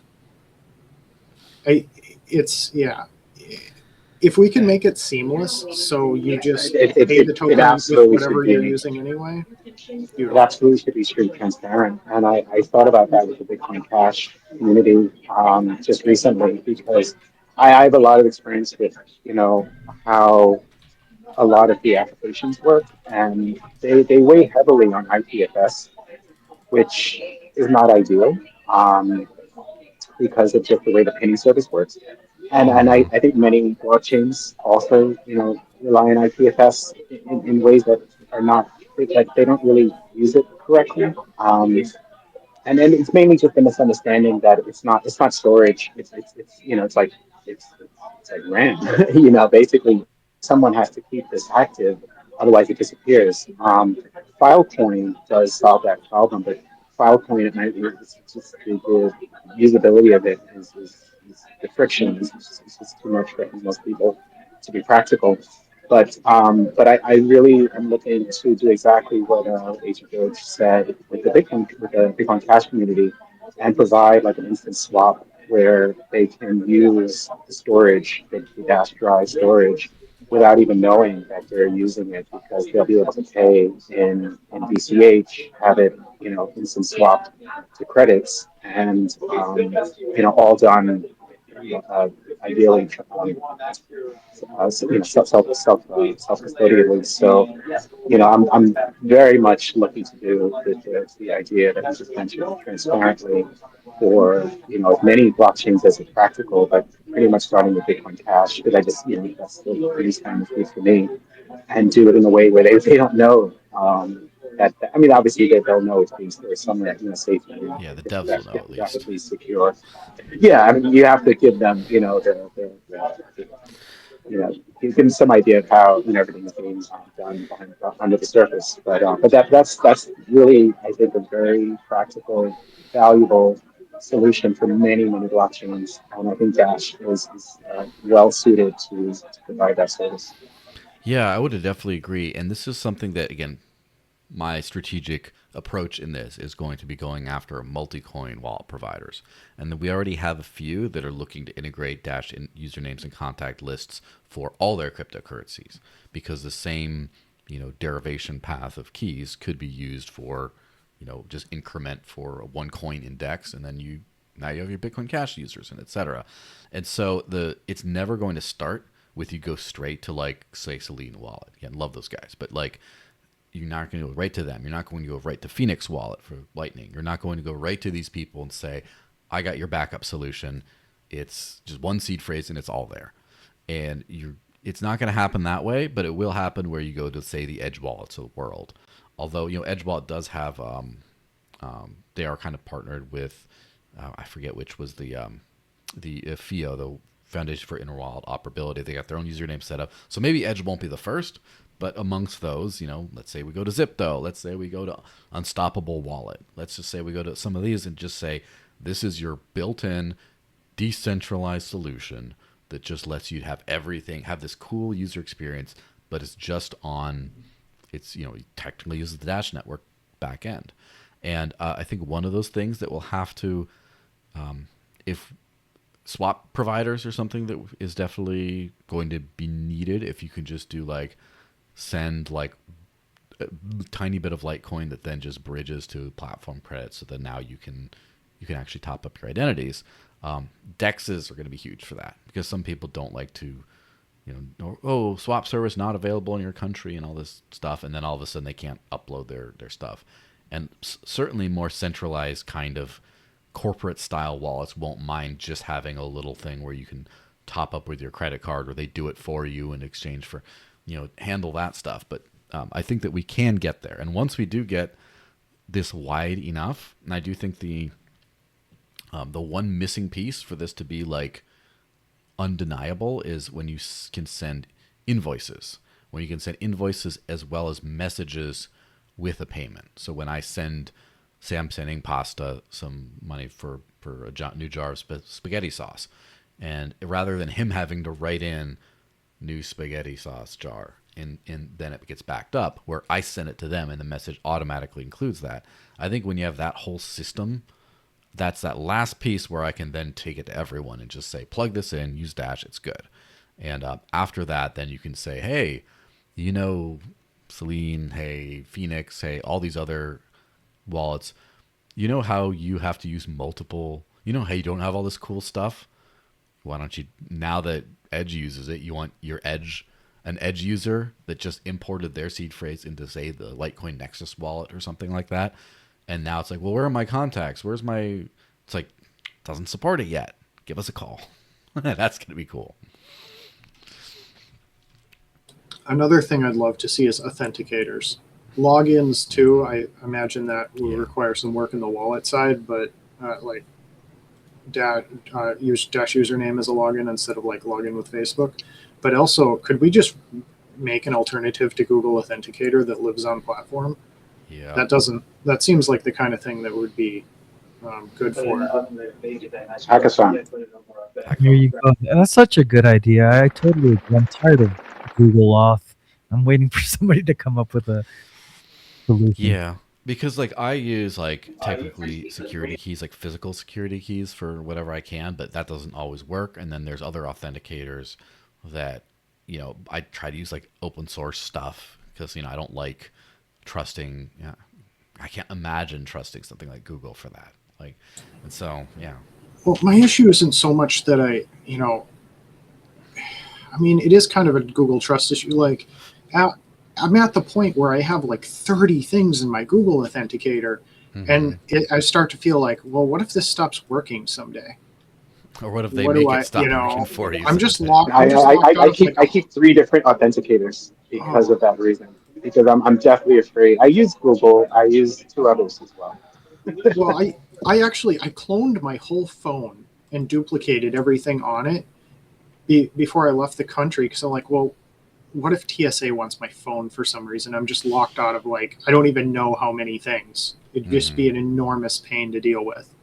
So, you don't know. Your phone could get destroyed or wrecked or something too, and it's just I have I don't even know how I would replenish that stuff. I know how I'd get my Dash wallet back because I have the seed phrase stored, but everything else on my phone, what do I do? Well, I'm You know? assuming it's an Android phone, because can you do Yeah, that with iPhone? Can you clone an iPhone? Is that even possible? I have no idea. I haven't had an Because iPhone I know since the Android. 3G I do that version. on okay, Um, Android regularly. It backs up, I think, every day. And I that's the only way I could even feel safe. Yeah. Yeah, I and just this wanted to throw out one more idea about with the you mentioned the authenticators, but I use an app called for password management called Bitwarden. hmm Um, ever since I stopped using LastPass, and I think that's another candidate that would be ideal again to yes, store encrypted, on chain because I have to back it up. And I always get nervous backing it up because it's every password that I have. And I encrypt the hell out of it and I put it in the cloud but I mean, I'm always nervous when I see it in plain yeah, text. I'm like, wow, this is hundreds of passwords, hundreds, of course. Well, abilities to access my life. that hits me too because I don't trust Bitwarden, so I use KeyPass, and so I have like a local file on every device, and I have to just remember whenever I update it, I have to like share the file again. I use KeyPass as well. I use Yeah, Bitwarden and KeyPass. Yeah. yeah. It's so having Dash I store my Pass. Bitwarden I store my Bitwarden export in KeyPass.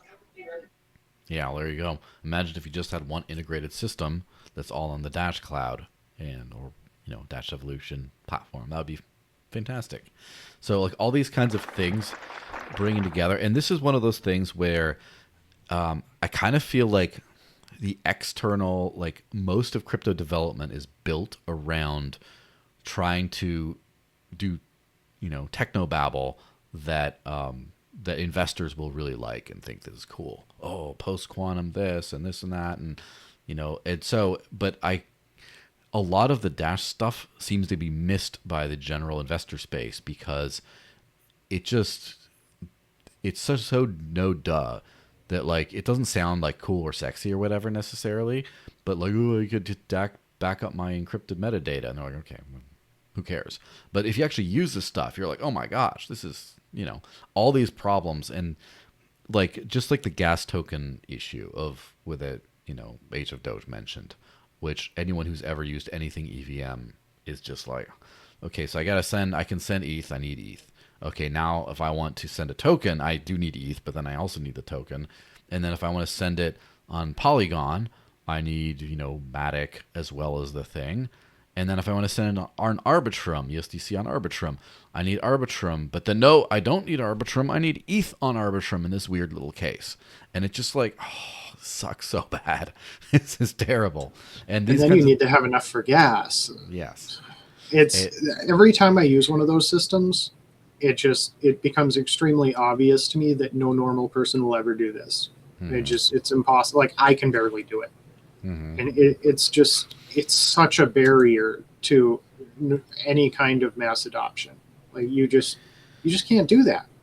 Yeah, for It's sure. got to be Well, more they usable. centralize the services that I've used that they make it just even possible to jump through those hoops. They're all centralized. And they even I think MetaMask has a service now where you can just like not pay the gas fees. Like it doesn't do it for you. And I see it all the time now, and I realize that that's just the way it has to be because you can't possibly keep quantities of all the different tokens that you would require in order to pay the gas fees. So they just do it for you now. And then, and I think that was the whole thing with the account abstraction was to make it so that they could basically, you could delegate control of your account. So you could say, look, just take whatever you need to get this done. I don't even care what you do. I just want to see success at the end. And then that's what I've been noticing on the EVM world is a lot of centralized services to extract all of that away from you. But it's still not what you want because you don't know what's happening. You're trusting that centralized service. So it's nice that I see the possibility of being able to do that still in a decentralized way with Dash, and I am actively looking into how to do those atomic swaps, to the various currencies. Like I said, BCH is more familiar to me, but I imagine many blockchains have the ability to do atomic swaps where you don't have to trust anyone, and you can get the Dash credits that you need to do what you need to do, in a very decentralized, self-custodial way. So that's the goal. Hmm. No centralized. Maybe there'll be centralized services, to help, obviously with the user experience, but you shouldn't be dependent on a centralized service just to be able to pay, the blockchain fees, the gas fees. Yeah, absolutely. And I do have to just add to that, 100%. But also, the centralized band-aids that they put on, they suck to use too. It's like the whole the whole like deal with the devil is, oh, you give up control over all this to centralized entities in order to have a good user experience, but you still get a bad user experience. It's like you just get sold out for nothing. So then that's the thing, is like a lot of this stuff is like, I hear people say all the time, people won't self custody. It's like, really? Or people won't do this, and not ever. And in the future, most people will use in these, like, that's just because what you have sucks. Like, stop making excuses for why your stuff sucks. Just build good stuff. Build stuff that works. So that's that should be the Dash motto. Build stuff that works. And so, well, speaking of that, it's time to highlight the Dash spend video of fame. So this is a fun thing that got released. Can I have a name for the? Turn off the audio, but our very own Age of Doge here did a demo of Dash Spend at Starbucks, where bought a latte or something for 10.42, and then there you go, and then popped A up the couple of barcode. them, thankfully. It won't. Yes. It won't be $10 for one latte until like next year or something. Well, yeah, I mean, at least not in in the U.S. or this part of the U.S. or whatever. I do remember still many years ago, like a large, like a whatever they call it, venti latte or whatever from Starbucks in Lyon, France, was €7 or more than that. And so it's got to be, I'm sure by now it's past the 10 USD mark in some of these places. And that was 2004 or 5 or something. So that was like 20 years ago. It was like €7 for a venti thing. I'm sure it's got to be awful now. So anyway, but yeah, the Dash Spend feature is something that, first of all, I use all the time, obviously. And CTX, shout out to Ash, and Piggy Cards, shout out to Pinchy or Henry, are the two providers that are in there right now. We're looking at others. But basically just squishes all the barriers between you and a merchant that doesn't necessarily take Dash, all into where you get the illusion experience of actually using it. And so this is something that's very unique to Dash, because there's so many different wallets, like Cake Wallet or something, that have gift cards in there, but then it just takes, the user experience is just trash. And I remember a friend of mine who's been on the show before, Risen. Yeah, he's, as far as I'm aware, not currently banked because of government related felonies and stuff for doing nothing wrong. Again, government does stuff like that. And he got locked, for whatever reason, got locked out of his Bitrefill account. He had like an account with Bitrefill to spend stuff, and I don't know what he did. And then it prompted him to try something else, and he tried Dash Spend. And then a week or two later, he was just like, messaged me out of the blue. He's like, by the way, like, this is just so much better. Like, it's just like light years better. This is all I'm going to do now. This is great. So it's one of those things where anyone who's, this is one of those things where when you get someone who has never used crypto before, the experience is maybe not as good as something that they're used to. So if someone just does not care to spend crypto and you show them this fee, look, I can go enter the amount and do, it's like they can get it, but it's a couple extra steps maybe. I don't know. But one thing, those people still do see for the first time, oh, this is real. Like, this guy just paid at the Domino's Pizza or whatever it is. This guy bought something from Walmart. That does click with them. But for anyone who's actually tried to spend crypto in the real world, or has to do it, where it's a thing in their mind they have to do, now if you show them this, they're just like, oh wow, this is so much better. Like, it's great. And I remember I was on some call with some guy who ran a Telegram bots for meme coin traders on Pump Fun and Solana and stuff like that. He was showing me through the whole thing.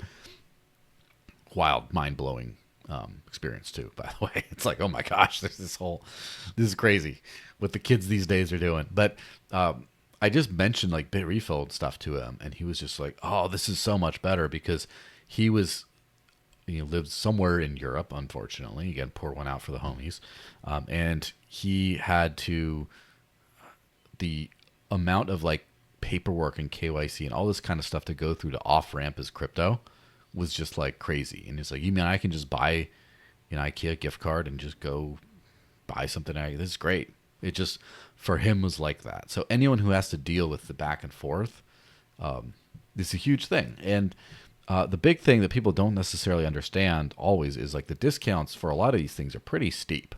Like you get a lot of discount, and I think that there will be only, it's US only for the moment.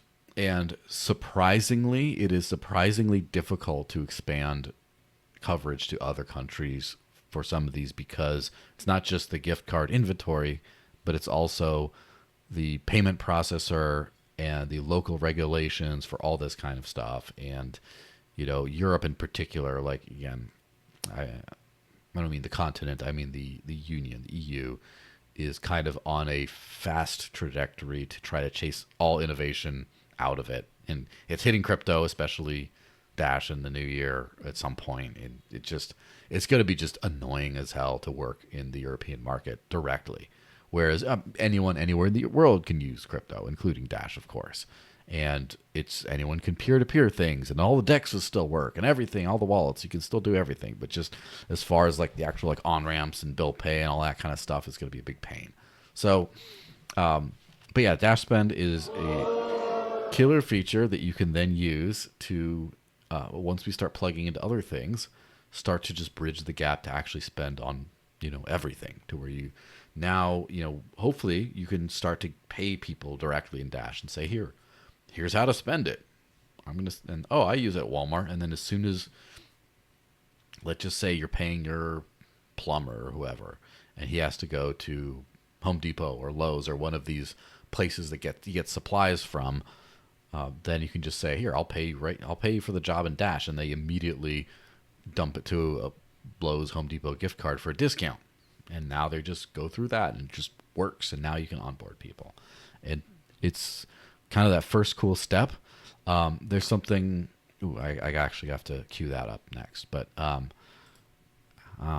what has been your favorite experience of all of this? Anyone who's used it, probably Age of Doge. What was your favorite one of these spending experiences that kind of really made it be like, wow, this is something cool? Well, the reason I did this Starbucks video is because that's pretty much the smoothest experience, just because you don't even have to say anything to the Starbucks people. So many people use gift cards at Starbucks. You just shove your phone in front of the scanner and it goes and it's done.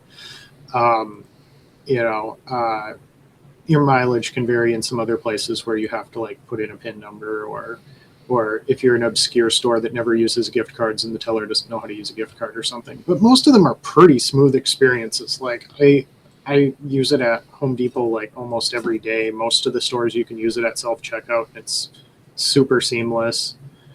I can typically check out faster than people can figure out how to get their phone to tap or card to tap on those things, because they're always trying to figure out where it is. It's just a beautiful experience to be able to just walk in and bloop your Dash across and buy whatever you want, and not even have to worry about what's left over on your gift card because you paid the exact amount.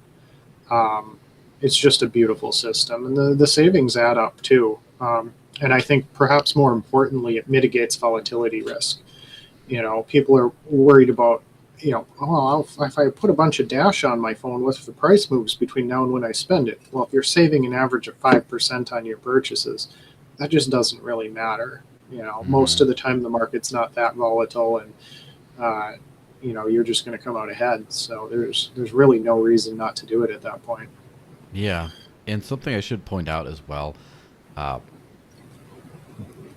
With a gift card, you can do a partial payment for something. So if you're already, and this is like a transitionary kind of step where not everyone just like takes the plunge and, oh, I don't have a bank now. It's like some people just, let me try this thing out. And so let's just say you go to, like, one of the best examples of that is, like, I bought a couple pizzas from Domino's, and the Domino's discount, because it's a fixed denomination, was like 13.5%. So it's like a big discount.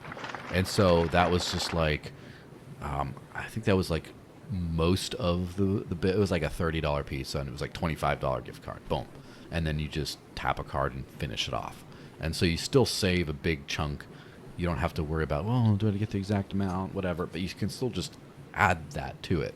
And then anyone else, like, oh, let me go to a Starbucks or whatever. And it's just like, you buy a gift card, beep. And then, okay, you don't care to fiddle with the amount. So it's like, oh, buy a $25 gift card. Oh, I spent $8. All right, let me bring it up again. And then the last time, oh, you still have $2.40 left. Beep, tap your card, you're done. And it's not that hard to like integrate into your daily life, especially with I mentioned the Zebek cards in a little bit. But let me go down this list to this next thing, which, by the way, everyone, if you're watching on YouTube, give it a big thumbs up. And if you see on the X post that links the YouTube thing, give it a share. I will upload the whole thing straight to X later. But the thing that I've been, talking about, side quests here. This side quest here that I was working on for a while is the confidential transactions overhaul. So I'll throw up on the screen this overhauling confidential payments. Basically, there's a built-in privacy function in the Dash network, but also, of course, the individual Dash wallets called CoinJoin. I guess that's the name. Private Send is what it was called for many years. Some people still like to call it that, but whatever. It just does like a quick little mixing of your funds ahead of time, and then whenever you go to spend it, it just sort of works.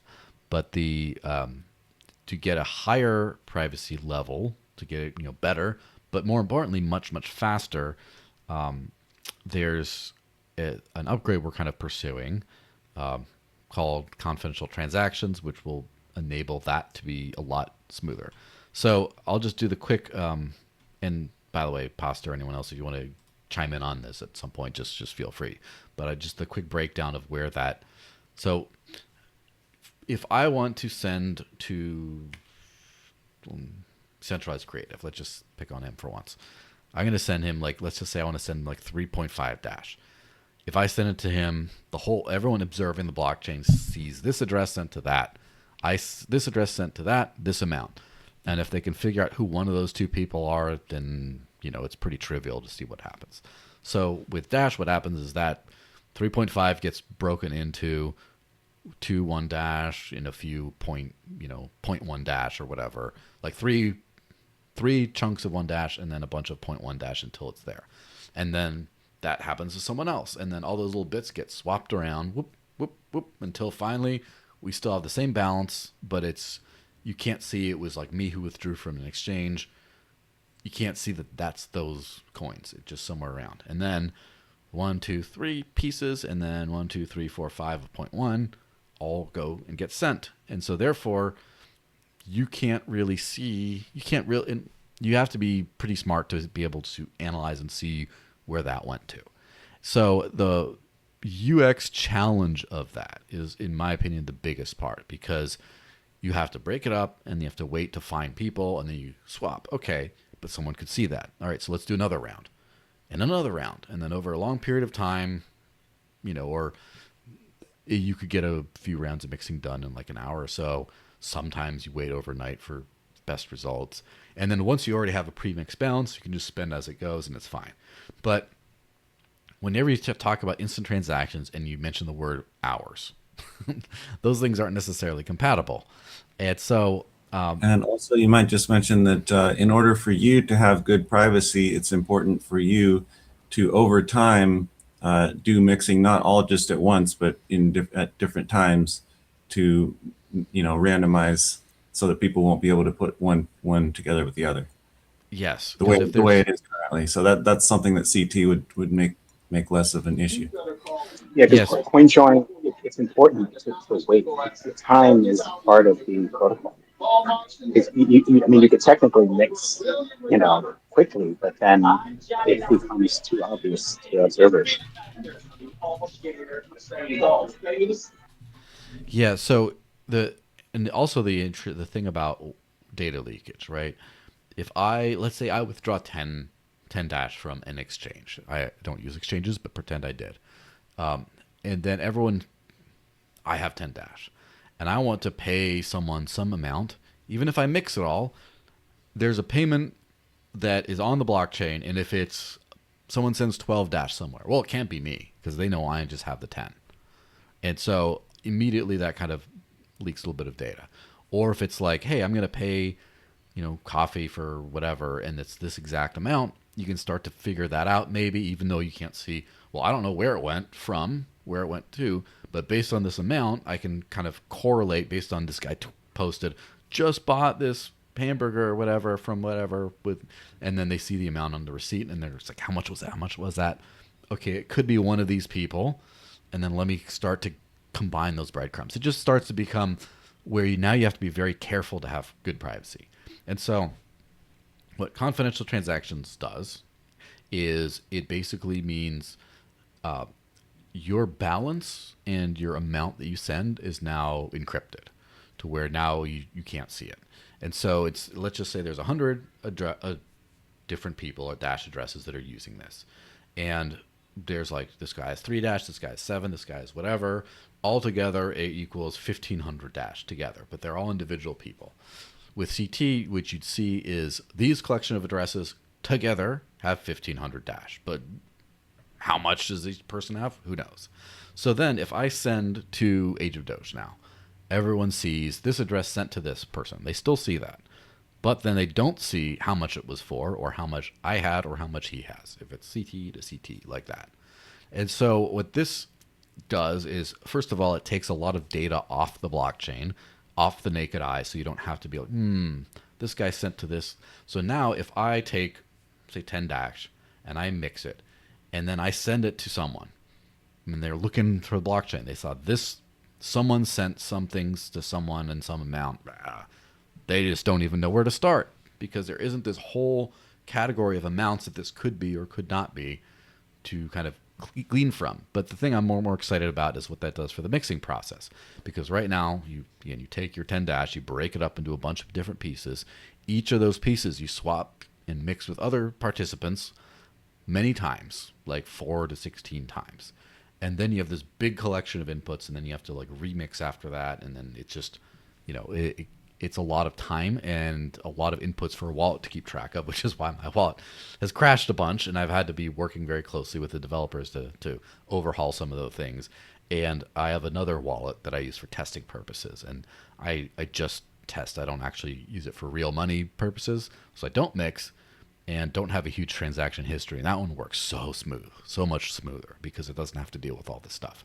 But so anyway, instead of that, now I receive 10 dash, I swap it for someone else who has 10 dash a couple times, and then I'm done. And I don't need to break it up. I don't need 16 times. I could do maybe 1 round, maybe 2, maybe whatever.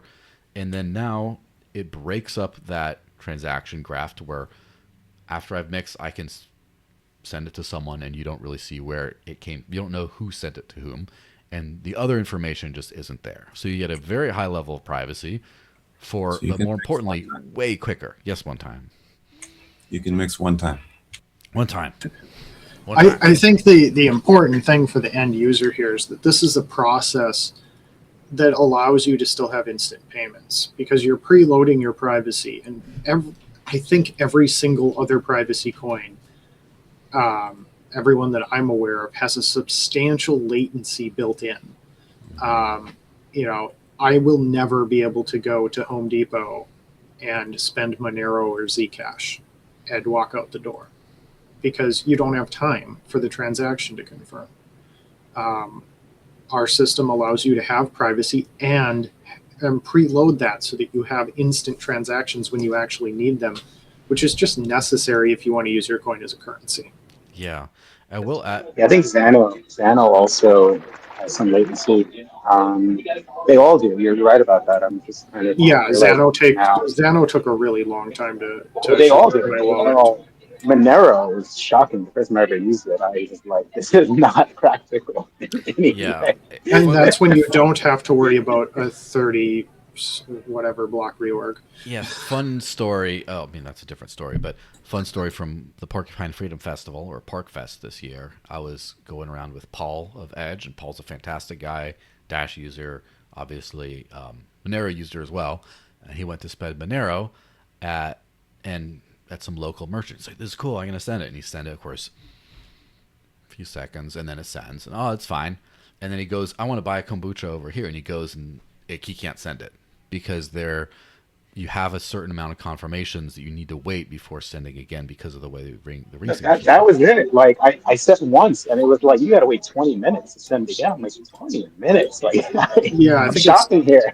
10 confirmations, and that's not even enough when you have reorg. I forget what the reorg actually was, like Yes. 13 or 18 or I'm like, something. But but what are you supposed to do as a Monero user when you want to do two transactions back to back? How it's Well, is it even fine I will if possible? tell you're. you what you do. There is a wallet called Monarujo that has some feature called pocket change where they split the transaction into your balance into two. So then you always it's like you have your backup Derringer go ready to go a second time. That solves many problems. However, what that does do is it introduces some Gotcha. extra Okay. privacy issues where someone stole from the Monero General Fund or the whatever the CCS couple years ago, I think, and they were able to trace the transaction several hops, and because they used this pocket change feature, so they were able to correlate the two inputs together, and so they're actually able to go significantly in tracing that. But so this is something that everything has a little bit of a latency in, and currently, it's hard to say. I would say Dash's privacy setup currently today is kind of comparable but in a different way, where it does take a long time, a lot longer than everyone else right now, ahead of time. But then once you got it mixed, you can just go. So if you do a little bit of planning, you can make it a great user experience. But then if you don't plan it right, it's awful. Whereas I could send someone Zcash or Monero, and then they're fine, and then they go out to spend it 20 minutes later, and it's just ready to use, as opposed to, well, I got to mix and make sure my wallet's there. So, Joel, do you think that CT will be only an improvement for the user experience, or would it add any confusion for having a regular balance and a CT balance? And would you confuse sending one kind to the other kind? That's entirely a wallet kind of issue where it depends on how wallets are structured. And I'm sure we talked to the devs on this, but I would probably advocate for DashPay to just by default do CT. So everything you go in, it's the balance isn't shown. You mix, and then if you send out to whatever, you can just send out to a regular address, and they're just like, how much did the person come from, and you I make it think kind of that makes the default. most sense too, because I'm just drawing parallels with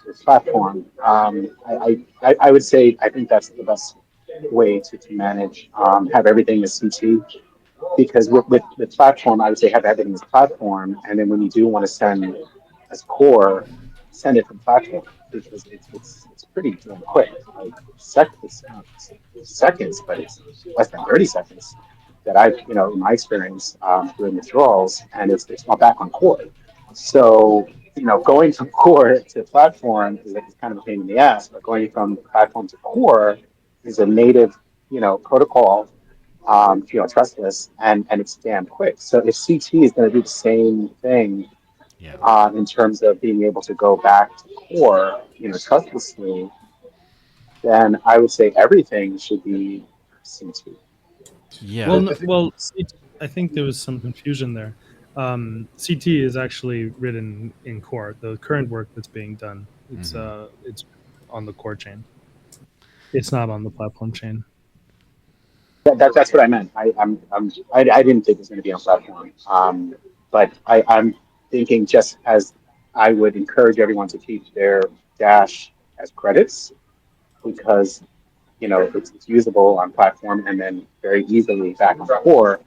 I'm thinking that might also make the most sense with CT as well. Hmm. You know, keeps us, you know, the bulk of your value as CT dash, and then when you need to send back to core, it hopefully will work very similar to There isn't a platform. sending.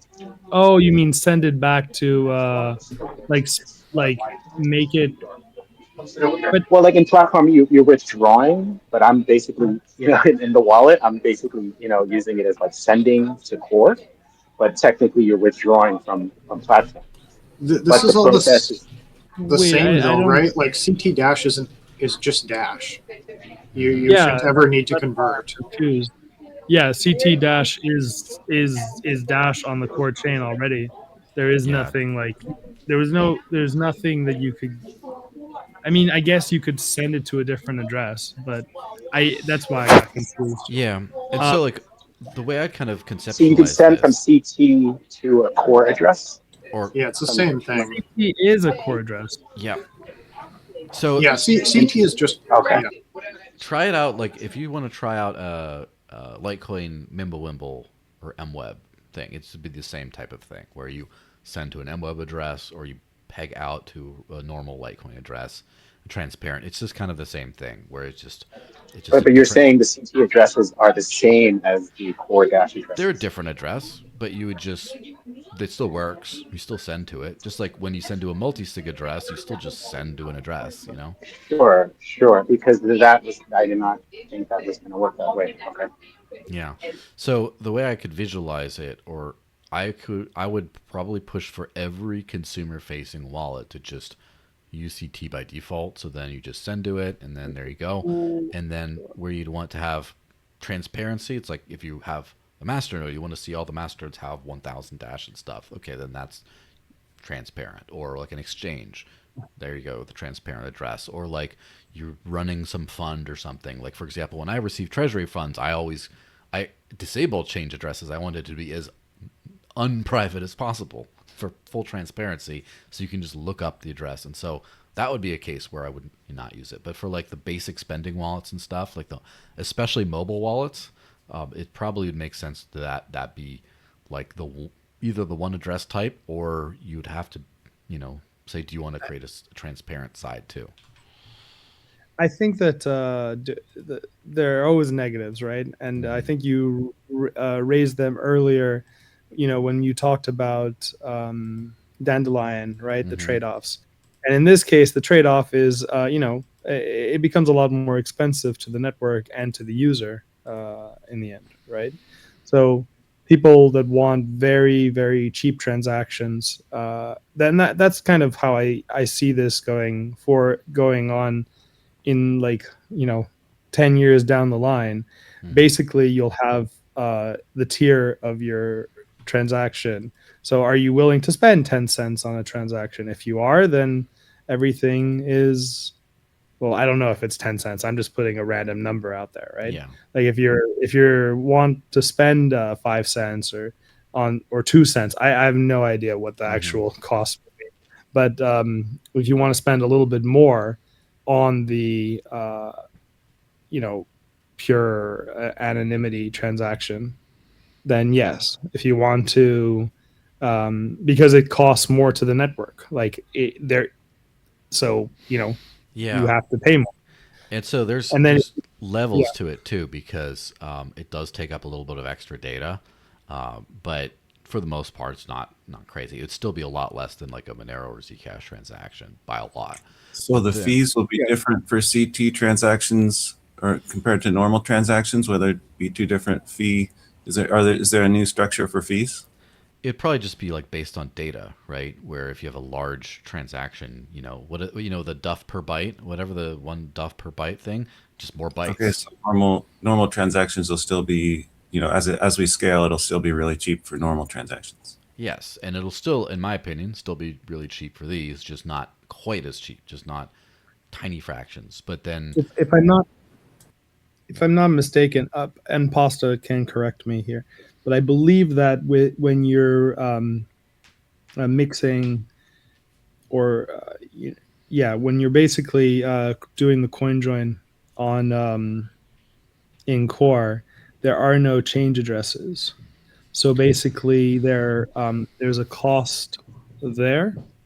Yeah, this is an interest. Well, now we get down a rabbit hole, right? If you want to go there, Yeah. because with core, because you break it up into a bunch of little denominations, and so you never get the change back. So if I want to send 10 dash and I have a 10 dash piece, I can just send it. But if I want to send 8.9 dash, or if I want to send, let's say 9.5 dash, then I send 10 dash, and usually what you do is you get 0.5 back, just like cash, just getting change, except you don't do change here. So instead you'd have to spend the entire 0.5 dash, or you'd have to get some other smaller pieces and you'd send like 9 ones and then 5 0.1s and just send this big cluster of those because you have to spend it all. That's the way it works in the core wallets. Now, in the implementation in Dash Pay and the mobile wallets, it just does change and then you remix the change. And there's some internal discussion on like how that's, we'll figure out how we end up making all that work out, or we deprecate what or whatever. But that makes it so you don't have these higher fees, but then you do have to remix after every transaction the change that you get. And that has caused a lot of like extra transactions and bloat and stuff. I actually think it causes more transaction spends over time. Let me actually look. I'm going to pull up my Dash Pay, just look at some of the mixing fees. I did some. So, for example, let's just say it's a few hundred bytes to send a regular transaction. And a CT transaction, maybe like 1 kilobyte or something like that, 1 to 2, somewhere in that range. And with CoinJoin, you have hundreds of extra transactions. And then when you actually send the transaction, you could send dozens of inputs at the same time, which make it a very big transaction. So from a data standpoint, even though these are larger transactions, if you consider someone who's mixing all the time versus someone mixing with CT or just using CT, it's going to be a massive data savings, I think. Let me see how much with this. Can I just jump and ask a quick technical question, because I'm learning about CT. Yes. Last thing right before we get to this, I did find on 23rd of December, I did 167 mixing transactions, and it cost me about 25 cents to do that. So it's 25 cents to get the stuff ready to send. And yeah, so just as an example, that's kind of what it costs today. Anyway, sorry, go ahead. No, just a question in terms of the privacy from a CT address on core to a non-CT address on core. How does that work? Yeah, so basically you just send it, and that's as easy as it works. But as far as what you'd see from a blockchain explorer, you'd see from address to here, you would see the address that you send it to has no balance because it doesn't show, right? It won't show that. But then it would say the amount because you're sending to a transparent address. Obviously, it would have to show the amount. But then if you send from a transparent to a CT address, it says, I sent, I'm sure you'd have to see the amount going out, but then to hear how much it would be. So if you go from transparent to CT, from CT to transparent, you'd always see the amount of the transaction, but you would not see the balance of the CT address. The only time when the actual amount of the transaction is hidden would be when it's CT to CT. Then it just shows here to here. Okay. I got you. Thank you. So currently, I think I've heard that the network is kind of subsidizing. We're not charging enough fees to, like, we're kind of subsidizing our transaction fees for transactions, right? We're undercharging. Will this change that? Sorry, can you rephrase that? I got distracted by some angry regular Turkish Dash student in the transaction comments. fees, like the fees are very low to send Dash, and we're the network kind of subsidizes the cost. Will this affect that? Well, the network doesn't really subsidize the costs necessarily. It's just that because of the block reward, the network can afford to act on less, I guess, total revenue. We'll see how things end up turning out long term, because there's of course a lot of data and scaling improvements that would make costs a lot lower over time, that in ways we don't know about yet. But then of course you'd have to have a certain amount of fee revenue to keep things up, and then how many transactions are we going to see, et cetera. And so I'm sure Quantum and Pasta have modeled a lot of things on both the core and the platform side, but probably we could keep things pretty inexpensive. I think I talked to Dr. Darren Tapp a few years ago, and he basically just said at mass scale, based on current everything, you need with zero inflation, which we're not going to have for like 100 years or something like that. But, it'll keep going down, down, down, but he said maybe you'd have to pay 5 cents a transaction. Now that was from what he was able to tell on costs, and that's before there was a lot of other scaling research out. Like Peter Risen of Bitcoin Unlimited just came out with some ways of parallelizing signature validation through some custom node hardware that makes stuff so much more efficient and low cost to do. So who knows? But pretty much it should be low cost long term.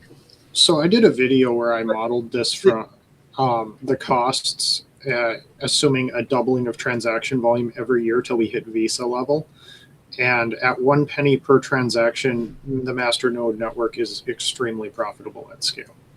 Now there is still some block reward in that. I forget how many years out that went coming in there, but I didn't account for any reduction in cost of bandwidth or storage space over time. I think I really don't think we have a problem keeping it under a current U.S. pennies worth of value at scale. Maybe we don't do 3/100ths of a penny or whatever our average is now, but I don't think it's a substantial problem. Well, actually, there's a lot to talk about here. Anyone else got another 3 to 4 hours? Here, let's go. Yeah. I know we can talk about this for a long time. So I think that our fees in core are too cheap. And when I say too cheap, I don't say I think they should stay under a penny. But right now they are too cheap in the sense that the minute they cost 3% of a penny per transaction, which is just too cheap. But if the Dash price goes to $1,000 or more, then they'll be fine. So, it's That's the other thing. I assumed no change in the price of Dash for my model, which you're not going to get Visa level transactions without the price going up. So that's I think I did it at like $40 or something, which is actually about where we're at right now. So it'd kind of fix itself if the price goes up. So yeah, and then so you're saying the answer to my question is that when we implement CT, that's not going to change the revenue or the profitability of transactions for. Well, CT, because sorry, I want to add that you're not getting a change for the CT, and I do believe that those are taken as fees. So the profitability of CT is actually quite high, if I'm not mistaken. Yeah. So if you Wait. Go ahead, pause. Or CoinJoin, right? The CoinJoin basically the change that doesn't exist is given back, so they're pretty profitable, right? CoinJoin right now, yeah, probably. But with CT, there's no reason really to burn the extra to burn the change. There's no reason to do that because you can just remix it trivially. The main reason why you burn it right now is because when you send, the assumption is that you have enough different denominations to get pretty close to your balance. And so the idea is that any change that you would get back is always lower than the smallest denomination. And so you can't remix that without combining with other UTXOs that would be problematic for privacy. So you kind of have to burn it. But with CT, you don't care about that. You can just remix it because So basically, the amount doesn't matter. Fees for users are going to go down with CT. To answer one time's question. Yeah, probably. You're mixing. Yeah, for mixing fees, it would go down.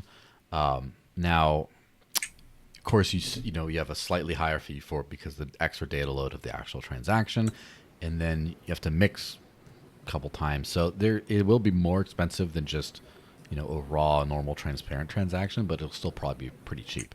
And So Yeah, because you don't have to mix as many times. So basically, my point was though that like Evo, the Evo nodes get like the more it's used, the more profitable it becomes. Pretty substantial revenue generated. But basically, as the like adding CT to the regular L1, it's not really going to make a change in the revenue for masternodes. Not so well. I mean, the thing is, it's probably going to go together, right? So if you get 1,000 times more usage on core chain, the dash price most likely would go up, and the dash price more going up probably would increase the fees, and it would. So you would see something there. Sis, you had talked about Evo, and I would like to kind of explain how fees are done differently on Evo. In Evo, there's something called a fee multiplier. Currently, the fee multiplier has been set to 1 since inception because we have we have never actually built out the full, even though we have the fee multiplier in the system, the automatic update of the fee multiplier has not yet been built, and it has not been built because it's a big feature, and it's probably going to come in version 4, version 5 of platform. But basically, we have a variable fee system, which if the price were to ever go way up or way down, the Evo nodes would be able to vote on a readjustment of the fee multiplier to basically make all fees either cheaper or more expensive in the system. So right now, actually, fees for a transaction is actually 27 times more expensive on platform than on core. And you might be going, oh wow, that's so much more expensive. Yeah, well, 1/100th of a penny times 27 is 0.2 pennies. Yeah. The problem, yeah. And my understanding So also is this is the platform fees are able to be adjusted much quicker, much easier, so that, for yes, example, we probably would have to wait until the price goes up for the practical core fees to go up. But with platform, you could just, if they start to get too high, you just bump them down again. yeah. So we can also do it on manually on any version change. I can just go in and say, okay, this fee was too low or too high, and it's actually happened before that I've changed a fee. And in version 3, there was basically a mistake in how I calculated a fee in one little area, and they were 10% cheaper than they should be, and that's being fixed. But I don't know if people remember, but back in 2000, I would say 14 on Ethereum, there was actually an attack on Ethereum because the fees were too cheap. Does anybody remember that? I think it was 2014, 2015. And Ethereum basically just basically stalled. Maybe it was 2015, 16. It's been so long. In fact, I don't even know if Ethereum was out in It didn't exist in 2014. Yeah. It was Yeah, 2015. It was 2015, but it was early on, and so we're going to be toying with those fee numbers for quite some time, I'm sure. Yeah. One other thing though Go ahead. is I love saying this because very few people know we in platform we do have fee refunds. So if you add data to the system and then you remove data from the system, you get a fee refund for documents. That is like one of the most thoughtful things I've seen about platforms is being able to reclaim the value of your data.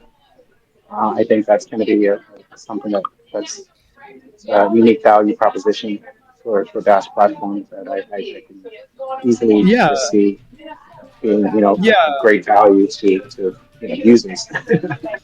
yeah. Like imagine like somebody builds a poker game on platform, right?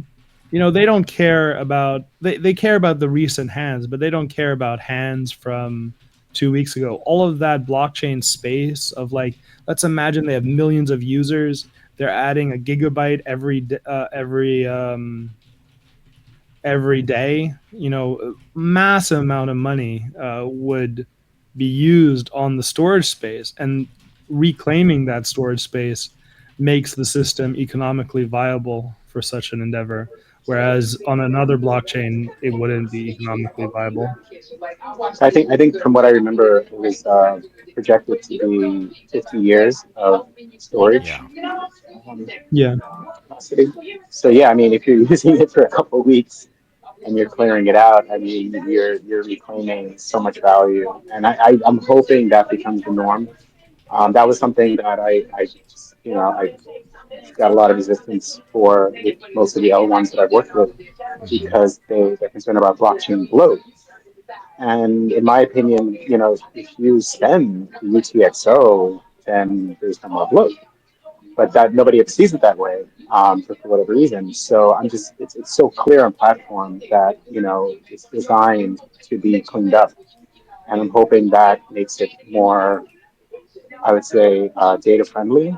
Um, and once people are doing good practices, and obviously the tools and the tooling is there to make it easy to clean up. I think that's going to be the norm, and I'm hoping that will be a very unique value for the platform. Is the whole data reclaiming.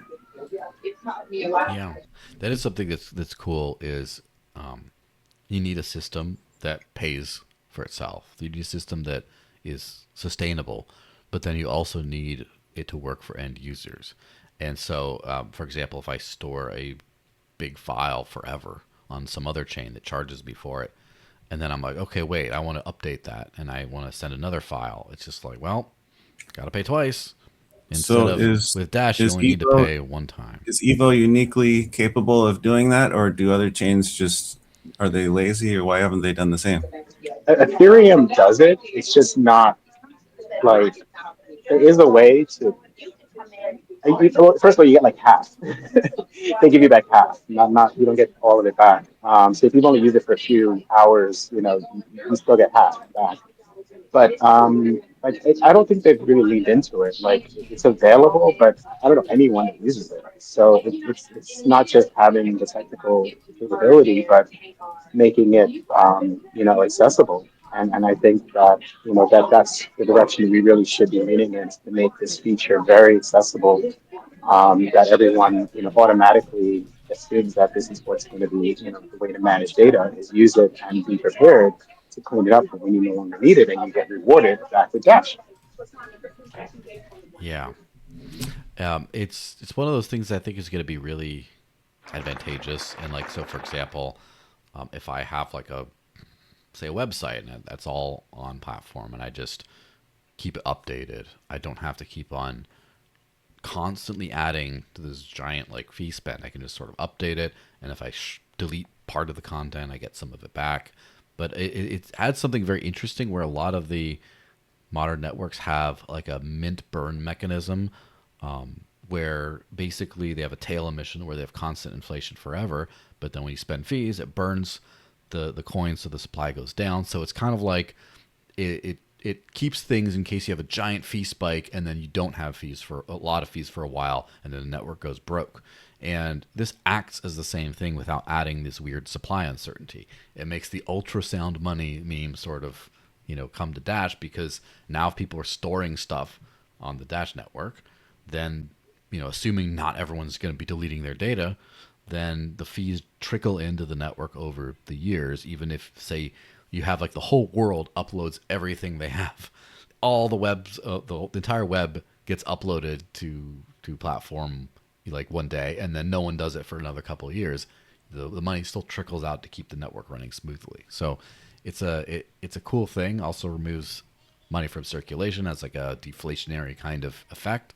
It's just it's a lot of cool stuff that I don't know how much of this stuff Quantum planned explicitly, and how much of that he just like vibed and it just happened to work out perfectly. But it worked out perfectly. But yeah, like before we get too deep on that stuff, just to put a Oh, bow on. Sorry, there finish was that. a lot of planning. There There we was. go. for Yes. for fees. Yes, that was 2023. Yes, I worked on fees for like 6 months. It was it's like the amount. I actually probably overdid it, but yeah, there's Yeah.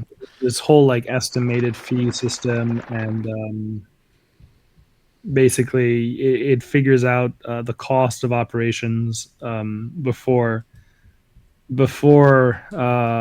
storing the cost. Sorry, I'm just babbling, but yeah, it was another cave moment. Yeah, I think it'll pay out long term. But so like to wrap a bow on the CT thing, with it's really hard to get fast performance with privacy. Like if you send, from my understanding, again, anyone who knows more about this can correct me. But if you send like a ZK transaction, like a Zcash transaction, you have to wait for confirmations before you can respend it. It's not like you can just deal with the mempool because you don't know which transactions are in the mempool because it's encrypted. And so this whole like, let me just send you some. Oh, let me send it there. It's just like, no, you have to wait. You have to wait. You have to wait. Now, Firo, shout out to the Firo guys. Firo uses a lot of Dash tech like chain locks, master nodes, instant send, stuff like that. And they do have ZK transactions, but there are some limitations to it where, first of all, instant send, I think is like 3 seconds or something like that on Firo. It's like fast, but it's not Dash fast, right? And also you do then have to wait when respending. So if I have a chunk of Dash change, right, or Firo, and I want to go send a Spark transaction to someone, I can send it, and in a couple seconds it's there. It's great. But then if I want to send it again, I have to wait the rest of the 2.5 minutes or whatever until the change is confirmed before doing it again.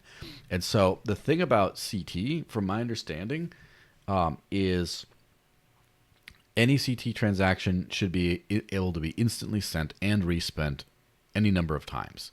And so Dash will always be instant at that point. What won't necessarily be instant is if you mix with the CT. You would have to, like, let's say I mix and it's like a round of mixing or whatever, or 2 rounds, it might take a few seconds or a minute or something like that. And then if I send to you and you want to remix before sending it again somewhere, you would want to wait, but you also wouldn't have to. It wouldn't be stuck in, where you could just say, my balance is hidden, transaction amounts are hidden, I don't care. I already had a plenty private transaction to you, and then you're moving it to your other wallet, and you just don't care. It just moves fast. And so it's, for me, what will make a difference is Dash will be the only like actually private cryptocurrency that has a completely transparent ledger. So you can see all the transactions going here, there, and that you can just, it's always going to be instant. You can always send it. It's always going to work on demand. Whereas other ones will have trade-offs on those things where it won't just always work. You'll have to wait a little bit. There'll be this, there'll be that. You won't be able to, it won't just work for what you want when you want it. So that's something that's, the advantage on this. And I'm sure there'll be plenty of privacy things on the platform side of things as well. But this is just like the first big step. And let me throw up onto the thing here.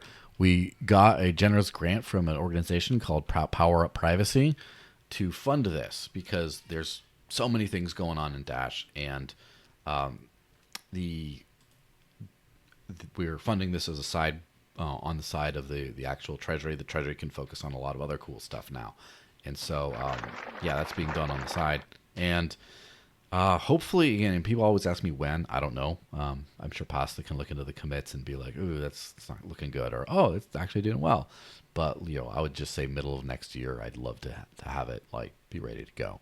But yeah, we'll keep on pushing, and this is, of course, going to enable a lot of other cool things. And I can't wait to have the transactions in the wallets and the mixing stuff. Everything moves smoothly. So, before we move on to other stuff, any other thoughts and questions? Also, just about CT, I just wanted to emphasize the point that currently I feel like if you're going to want to achieve excellent privacy with Dash, it can be done. But the way you need to do it is do some of the like you could do all of your mixing and coin joining, and then as soon as it's complete in this one session of mixing, then you send or do whatever you're going to do. But if you want great privacy, you're probably going to do better spreading it out over time, over days, even over months, if you want to have excellent privacy, whereas that won't really be as necessary since the amounts being sent will be concealed. You could mix a large balance and then send out part of it and then do whatever you want kind of a lot faster and still get high quality privacy. Yeah, I like that it's a flexible and extensible system, but also that you don't have to think about it as much. You don't have to think, well, let me plan, let me mix in advance this amount of time. Well, let me pay attention to how many inputs and outputs I'm using. Let me just see, I mixed this amount. How much am I going to spend, and is it going to correlate with this? And just like all these things that you do, like I do think, I mean, maybe this optimistic in thinking this, I don't know, but I do think that you can, with a completely, fully, in every way transparent blockchain, have like very high level privacy, but you got to be like a ninja for that. You got to be really good. You got to be careful with your IP. You run everything over Tor.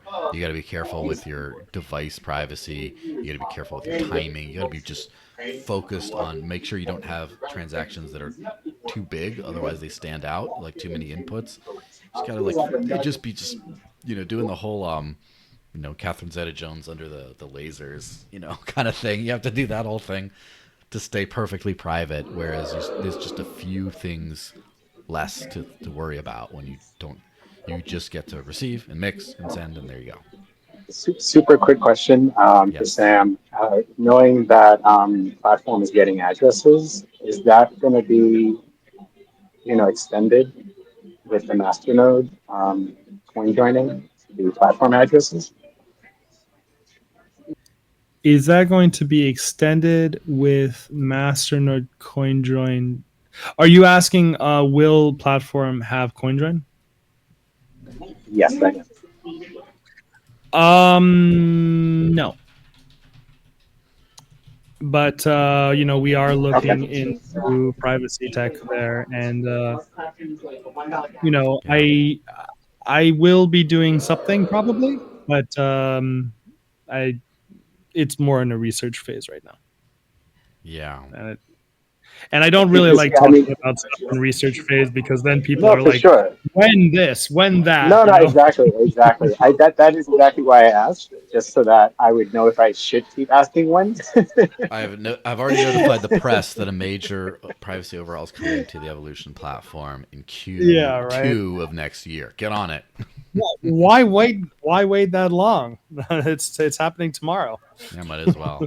2 weeks. Everything is in 2 weeks. Yeah, when you lie, anything you can say anything you want. So yes, but yeah, that's Just, something. just put Elon time in tiny text on the bottom. Yeah, I remember there was a good friend, Marshall Greenwald, who ran a company called Dash Direct, which did the sort of prototype, the predecessor of the Dash Spend feature before it got in the wallets. And he used to be very optimistic in saying when stuff would be released. So I used to joke with him about Marshall Standard Time. That it's like a time adjustment. When Marshall says this is going to happen, it's like, well, we'll give it another 3 weeks after that, and it'll be out. So, yeah, there's many such cases, right, of optimistic time zones. But yeah, there is a lot of really cool stuff that has already happened. And let me just hit on the adoption front here, right? And I wrote this article about Project 3 Billion, where basically the impetus behind this is I added up all the different bill pay services around the world, where we had, I think in 2022 or before, we had none, except for maybe swapping in Europe, so EU citizens could then pay their bills with Dash, and that's it. And now we have Spritz for the US, Zipto also for the US. Zipto works in like Mexico, Philippines, Indonesia, a whole bunch of different places around the world. And I just tallied up the populations of the countries that now have bill pay support with Dash, and it's like close to 3 billion people. And so that is a massive amount of people, and that could spend a good chunk of they could pay with Dash for a good chunk of what they need to spend. And so then all you have to do is onboard a small percentage of the people who could do it. And now you're talking real numbers. Now you're talking like millions. And so now we raise that. We set the ground floor for that. Now anyone can pay their bills. I know I pay all my bills. I know a few other people in here might as well. And it's pretty cool. So I think that for the longest time, it was like obviously Bitcoin you can do everything with, and then there's like other stuff down there, and Bitcoin Cash was kind of very high up there for a while. Right now, it's sort of like, as far as what can you do to spend on real world things, it's sort of like a three-way. Like, it's like, depending on what you're looking at, it's like Bitcoin, Dash, and Litecoin. And from my understanding, Dash is in a lot of ways pulled ahead of Litecoin in some ways. But so literally in Bitcoin, obviously there's some challenges, and there are a lot of services that don't even accept Bitcoin. And even when Spritz started taking Dash, they added Bitcoin just because they added Dash. And they're like, I might as well add this too. But no one was asking for that.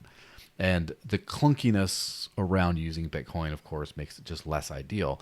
But like for Dash to be in the top, I mean, it's clearly the best digital cash. But as far as like the most adopted in terms of where it counts digital cash, it's in the running. And, we work very hard on that. We're going to expand that, and it's going to be hopefully, the case in the future. Which I'm really happy about that. When you talk about 3 billion, if we onboard 1 million users and they each put $1,000 balance on average, that's $1 billion of inflows, which is like twice our market cap. Yeah. So the addressable market is ridiculous compared to where we are right now. Yeah, and I will And say, I think there's 1 million people that we can sell on this simply by showing them it exists. Like there are people who want this. yeah, there's the Shamaris of the world.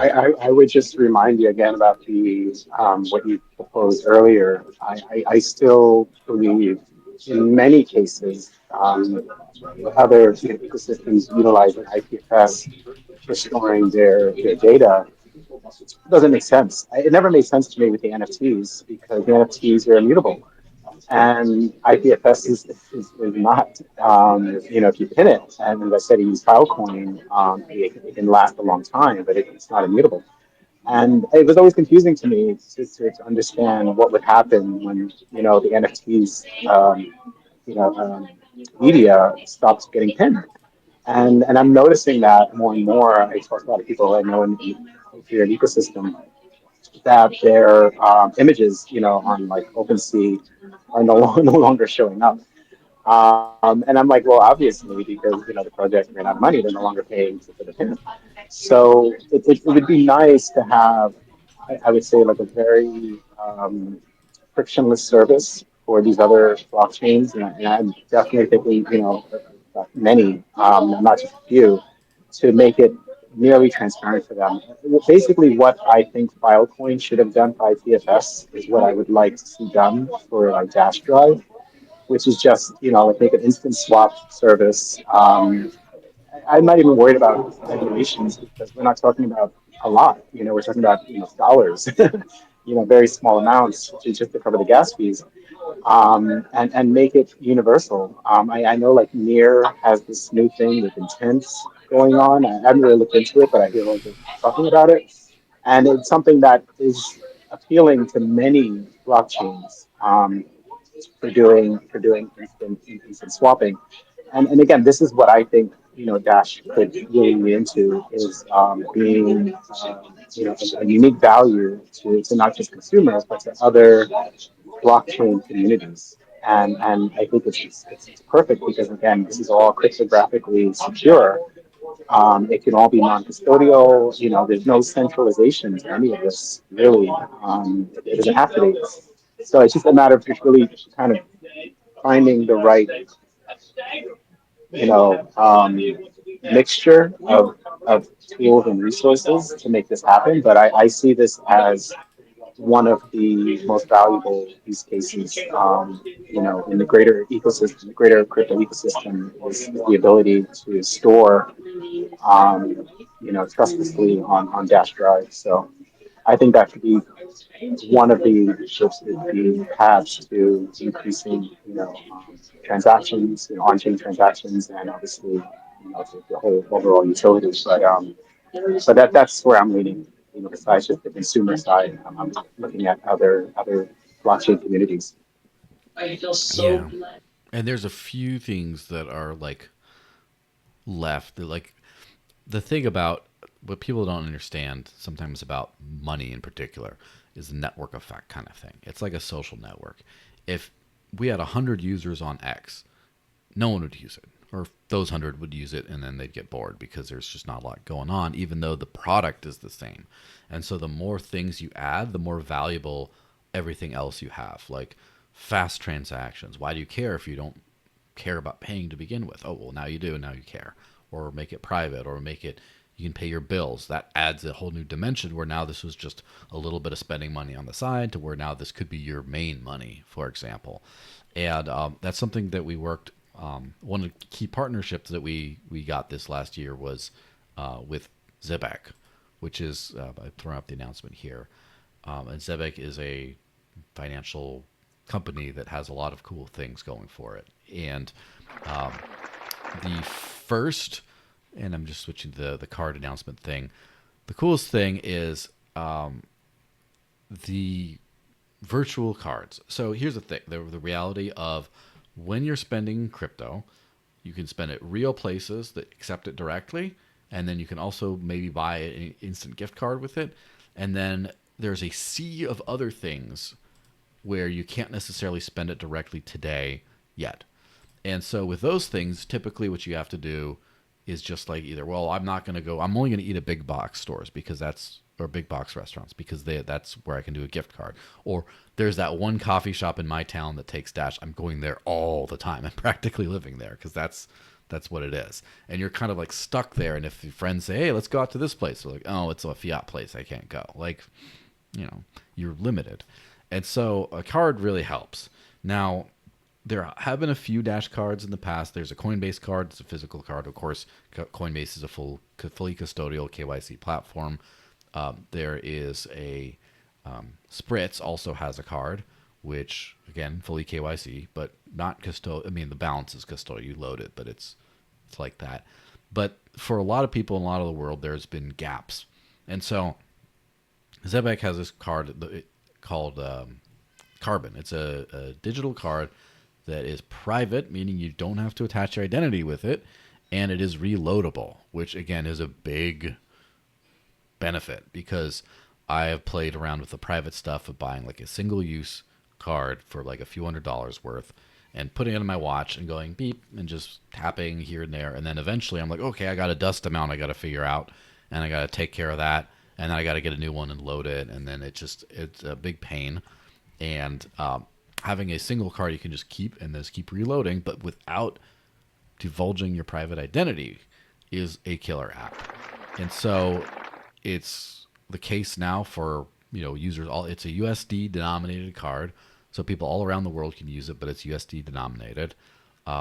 I would recommend personally, if anyone is using it from especially a certain continent where a lot of regulators are getting very annoying about stuff like that you get a VPN, set it to the US, and then register the card there and be like, I'm a Yank today, and then just do it, and then it kind of fills in everything else.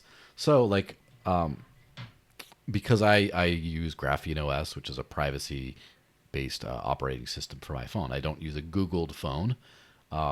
You can't really tap and pay. It's easy for people to just add to your phone and you can just do it. But if you care about privacy deeply, like I do, you kind of do that. I have this watch here that I use to connect to a Sandbox Graphene profile so that I can still tap and pay with stuff there without divulging that stuff. So the way it goes for me is I run around with my Dash wallet. Or my Dash Pay, not to be confused with my Dash wallet. I go around with that, and just anytime I can spend Dash directly, I do, and then I go and Dash spend for the rest of the stuff. And then if it's like, hey, let's go to this place that's neither of those, I just beep with the watch, and then I'm done. I full self custodial dash every step of the way, fully private, and I can load the card. And I actually tested this out with saving the login screen. I can have a balance on it in under 30 seconds from the time I open the wallet. Just click, click, click, click, click, click, boom, it's done. And so it's like, okay, you have no money on the card whatsoever, and then you go out to eat, and then they're like, all right, it's gonna, what is it gonna be? It's gonna be 58 something. So you're like, I'm gonna put 60 some, or for tip, again, because maybe the Europeans don't like to tip, but you do it here. And so let's just add 70 some 80 whatever on the phone. You just add it, boom, and it's there, and you can just do it, and then there you go. And it's a great improvement. Who here has used that other than me so far? I gotta ask you really quick because Yes. I had an issue loading on Christmas Day, the 25th, and it said as soon as I loaded it, it was like maybe $15, I think. It said failed, and I didn't like stress it because it was Christmas. Mm-hmm. But I was just wondering, I'm like, 'cause I didn't know there was no contact information other than like Telegram or Yeah. whatever social. Let me. And I didn't know what to do about that. But then the 26th, I got an email and said that it had been loaded. And then when I checked, I saw that it had been corrected. So they corrected it. But Mm-hmm. Christmas Day, I don't know what time I loaded it. It's in the morning. It's all day. It was failed. So like I was kind of nervous about that because for me it's not a big deal, but like recommending this to other people, Mm-hmm. I don't want them to see failed and then call me, Yeah, of which is what would course. happen. So I'm just throwing that out there. I didn't know like Maybe you what were to on do. Santa's naughty list. Yeah, exactly. I'm always the extreme exception. So I have no I have no Yeah. doubt that I did something, but it felt like normies, normal people Yes. that are going to be using this, that I'm recommending use this. They can't see that. Like, they can't see failed and then not know what to do. So I just wanted to throw that out like this. Maybe you could reach out to Yeah. them and see like what if the regular non-crypto people, what do they do when they see an issue? Yeah, and the support email, support at zebek.io. And I do, it's not really listed anywhere. And every time when they were kind of got in on the ground floor with these guys, and they got a lot of like the investment, a lot of the banking partnerships, a lot of the other things all set up, and just see the outward UX is kind of like coming together as we speak. And so, for example, when I went to go try to load to get the card thing set up, when it was first, hey, we got a partnership. When are we going to start? And then I realized that literally there was no way for a Dash user or a Dash wallet to actually pay because their payment infrastructure was purely EVM style connect a wallet, which is the bane of my existence, right? And I was just like, okay, what do we do? And so then they're like, oh, well, there's an extension wallet in the Dash community. I'm like, but that's doesn't do the core blockchain at all. Like, you can't. Oh, this is gonna be a nightmare. And I was like starting to sweat bullets. I'm like, oh no, this whole thing that I was just touting to the community, and then there's gonna be an issue. So I worked with their devs, and we ended up settling on BIP70, which is like kind of proto connect a wallet, I guess. But you can still now scan a QR code from most Dash wallets again, Edge Wallet, Dash Pay, Dash Core, Electrum, and or paste in the payment request, and then you can just pay it, and it works. But I had to like work with them to get that done. They're like, okay, we'll do it, and then they're like, oh, we didn't realize until now that they're the USD. You can only enter a Dash amount to load. You can't enter, and it tells you what USD amount it is. You can't enter a USD amount. And they're like, we're going to work on that over the weekend, and it's like all right up in the holidays of all this stuff. But they've been doing this, and so a contact support button, that form or whatever, is definitely going to be kind of in the works there. But so we got that. I've done a lot of loads so far, and it's worked pretty smoothly for the most part. There have been a couple hiccups here or there, but for the most part, it's worked pretty well after they got the initial Yeah, thing no, going. except for Christmas Day, it's been, I think the first load, I used base because I didn't see Dash as an option. And that took like a day. But no, I've done a lot of loads. I usually just load like the minimum. And it works extremely well. And just one more thing I want to mention about the Zebek reloadable feature is that it works in places where the single use do not work. So specifically on the metro that I'm in here in DC right now, the single ones don't work. I tried them since using Zebek, and they do not work.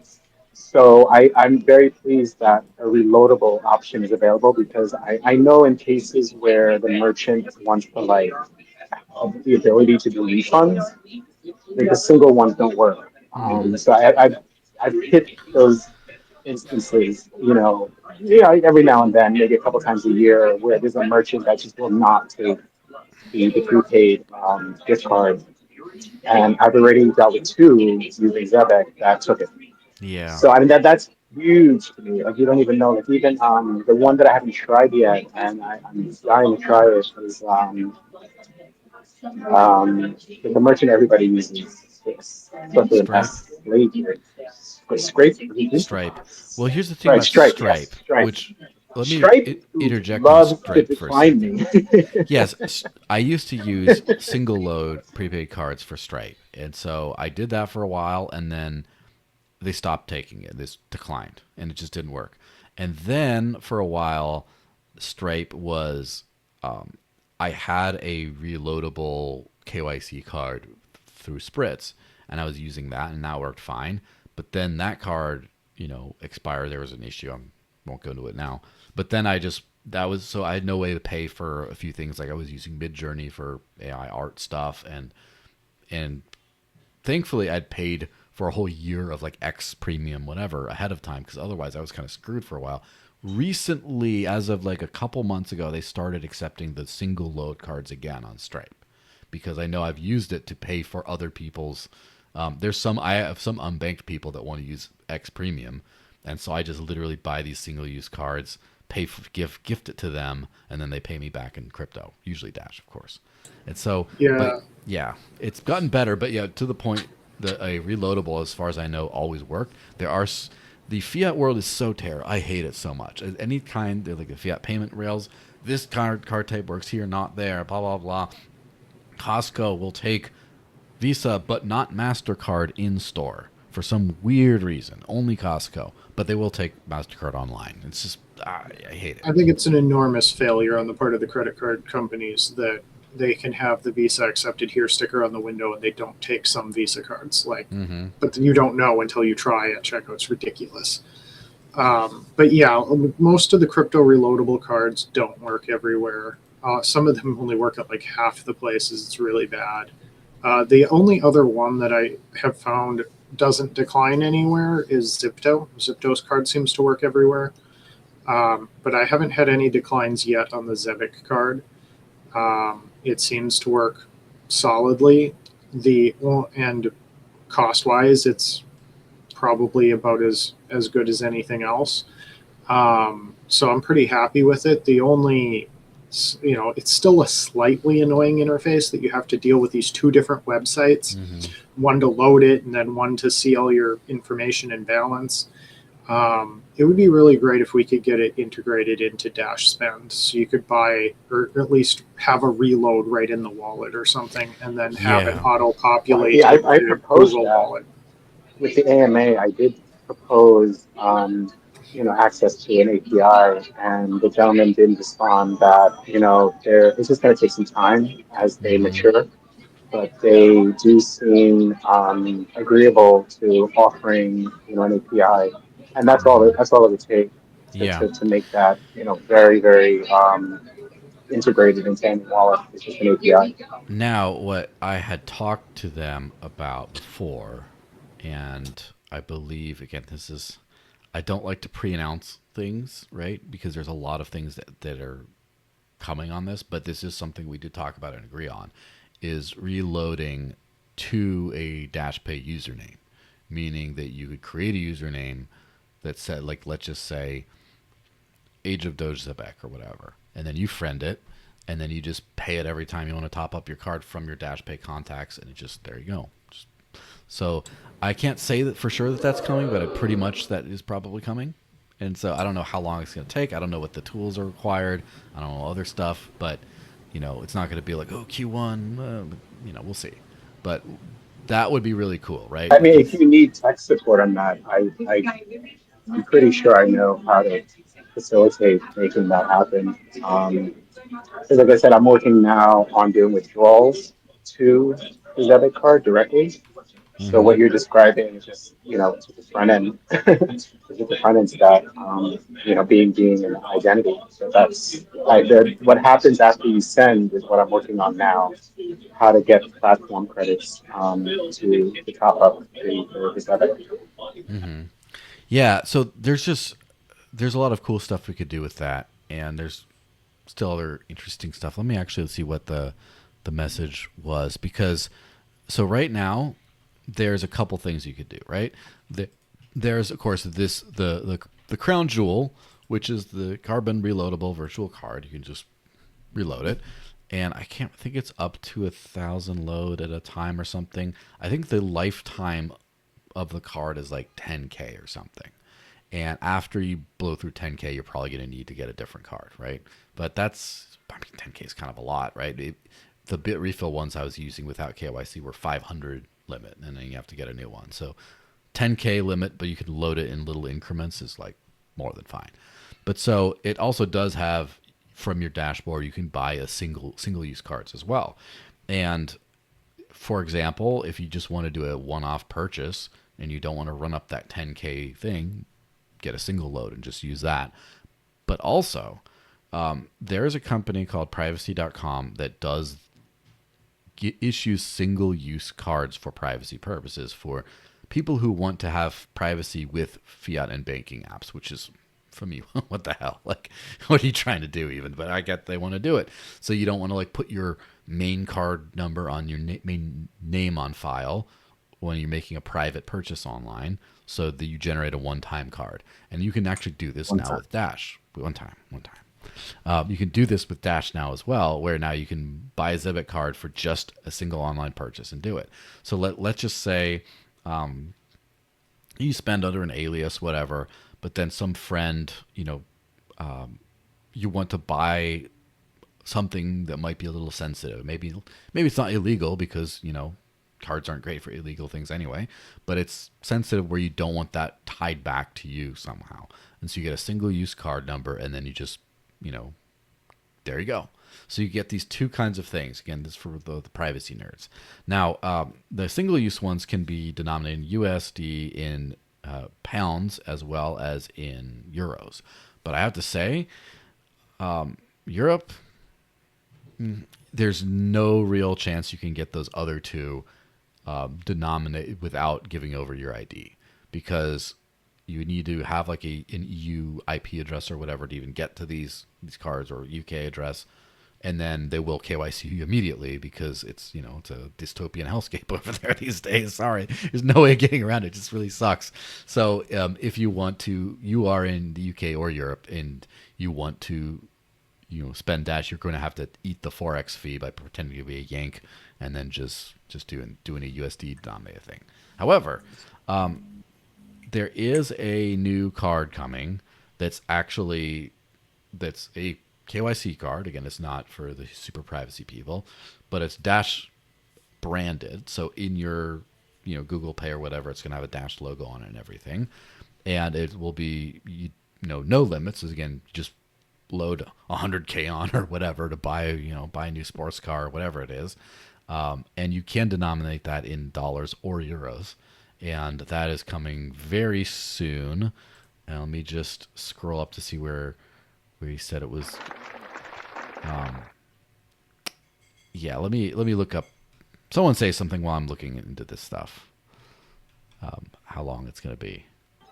No, I think it's good to have the option that they're presenting, because like the first card I created, I did put my real information in, because I plan on using it, for like stuff that I want, very very much to be convenient for personal use. But then, like you just said, it's so easy to even register another reloadable, or just if you want to go with the one-time use. But like for Sands Bank, I'm going to be registering at least a few cards specifically for services, um, for operating the DAO.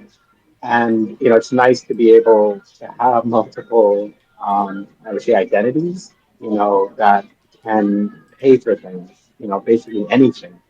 Previously, my only option that I was thinking of was to open like a bank in I think Hmm. Wisconsin, that place that's like crypto friendly. Wyoming, Because you would need a probably. bank account. Wyoming, yeah, Wyoming. And that was not exciting me, traveling to Wyoming, opening a bank account just so that I can pay for very, silly, simple things, but necessary, like like for a Twitter pro account. And I would have to essentially, go that entire banking, traditional banking route to to have the option to do that. So this has opened up enormous possibilities for me. Being how strict I was previously to just living crypto only, to now having access, like I said, with Stripe even. I that Stripe has denied me because they refuse to take any of my prepaid cards. It's very disappointing, I have to say. Hmm. Things that I've just done without, and that seems to no longer be the case. So this is huge, immensely for me in terms of just what has now been opened, in terms of accessible. So this is transformative, and I'm very very pleased with that's what they're doing. So I'm just looking to lean into that now and make it as frictionless for as many people that want to do it as possible. And as I mentioned, a couple times now, just that user experience is probably the only thing that's probably holding things back right now for more adoption. Getting that into Dash Pay, however long that takes, I can't even imagine that not being, one of the drivers to, onboarding many more users. Just the Absolutely. practicality of having, the ability to use crypto anywhere. There's no more restrictions. No more restrictions. That's it. That's what I'm waiting for, just to be able to now, share that message with people, because that's what I like to do, is onboard people that I can add value, to their lives. And this is probably the biggest value proposition I've seen in many years, and it's here in Dash. So I'm very pleased. Yeah. Yeah. Sorry to cut you off, Joel. Is there a VPN that you'd recommend that you could pay with Dash? Because Are I'm a you are you trying to set this up for me, or is this do you oh, honestly not know? oh no, This is please. very convenient then. Okay, let me find this. Um, September 3rd. Here we go. Um, Dash partners with NIM VPN. Nice. So you can pay with NIM with Dash. It's a mixnet VPN, and I'm sure we had a space where we went over kind of the differences and stuff, but it's really cool. They take a bunch of different cryptos, but we got Dash added, got some clout from there. Edward Snowden personally endorsed this many years ago, so I don't know what that. Don't trust but verify, but still that's kind of cool. But yeah, so I would do that. I currently, I'm using a different VPN right now because I already paid for it for a little while, up until like a few months from now. And unfortunately, I had to swap Dash to something else for that. But no more. Now it's all native in Dash. There's another service, by the way, called Juicy SMS that does one time, One single time. one time, single use verification SMS, real SMS numbers, not VoIP numbers. And you can pay in Dash for like 50 cents, and then they'll send, like, when you sign up to Uber, for example, they want a real phone number, and you just add this number, and they send you a text, and then you get it, and then you're done. And for 50 cents, you get to do that. You get to keep your privacy. You get to not have a real phone number. I don't even know my phone number, because if you expose your phone number out there, you could get SIM swapped and wrecked and all kind of terrible things. So it is cool to have that too. But so, as I mentioned, with like, sometimes you don't always know. You can't always pay directly in Dash for stuff. I mean, you can in a lot of cases, just not in every case. And this is where, again, teasing stuff that isn't out yet, but I did a post, when was it, middle of November, about this, the dash to anything feature. Now, this is something where I'll explain kind of how it works, and this whole kind of thing, this whole kind of thing works pretty well, and it's one of those things where I just got a when comment. When I don't actually 100% know, because I'll explain how this works. So when, just like the when you send, he's saying 2 weeks, which, by the way, the Zebek Dash branded KYC cards are coming next week. So that was what I was looking for. So all our fun European friends could go spend a euro denominated stuff, and they'll be happy. It'll be a lot of fun. But so when I send, let's say I want to send Dash to someone, they take it. If they don't take it, what do you do? If it's something like Bitcoin or whatever, if you have something like Bitcoin, you have to swap it for something else. You would have to go to a swap service of some kind, or a DEX or something. You send it, you wait a blockchain confirmation because they need that, and then it takes a while, so 20 minutes later you have it. So if you want to use other cryptos, you have to have a multi-coin balance, which is, again, where, shout out to Edge Wallet, wallets like Edge let you have multiple coins, and that's great. And so that's what I've been doing. Like, I have, in my Edge wallet, because I use DashPay for almost everything. Why would you use something different? But I have Edge as a backup, and I have like a little bit of Bitcoin Cash and mostly a decent amount of Litecoin in there, just in case I need to do something. And then I also have a Phoenix wallet where I have like about $100 worth of Bitcoin on the Lightning Network, just in case. So I have some stuff where, I want to pay you, whatever the Dash thing doesn't work in this case, I can just do the other crypto thing and it works. But here's the thing. I tested, and there was a company called Flip.me which integrated Dash a long time ago, like 2017 era or something like that. And I tested out with them one time, with a Dash to Lightning swap, and the entire transaction, because they accept instant send, they're one of the very first swap services to do instant send. The entire transaction was like, one time it was like 10 seconds. Another time it was like 4 seconds for the entire thing. So I sent Dash, and then 4 seconds later, like a Lightning Network or Nano or whatever else I swapped to went out. And I'm like, ooh, this is really cool. And then Exelix, again, another great swap provider. They also have instant send support. It's spotty. Sometimes they don't do it, but I've done like a Dash to outgoing Monero in like 15 seconds there or something. So I was thinking, these swap services exist and they have APIs. What if we could just get this all integrated into the Dash wallet? And what made me think about that is there was many years ago, we're getting really long in the tooth here, and now defunct crypto project called Gulden, or Gulden. It's a Dutch cryptocurrency, a Dutch specific cryptocurrency.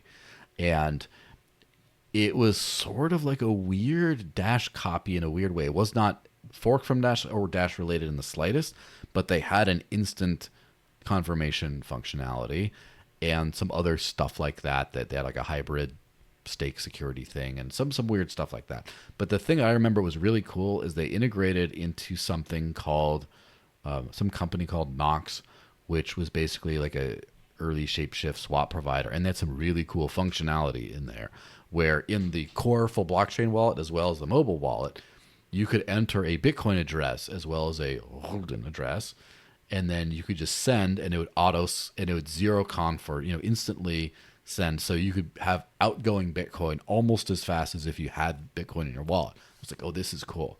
They also had a thing where you could add an IBAN number for your bank account into your actual like core wallet thing and hit send, and it would do a conversion for like no KYC for small amounts to an actual bank account. And I'm like, ooh, this is like 2016, I think. This was like a long time ago, right? So it was almost 10 years, about 10 years ago, right? And I was like, this is cool. And I've never seen that experience quite replicated before. And now it's time to bring it to Dash.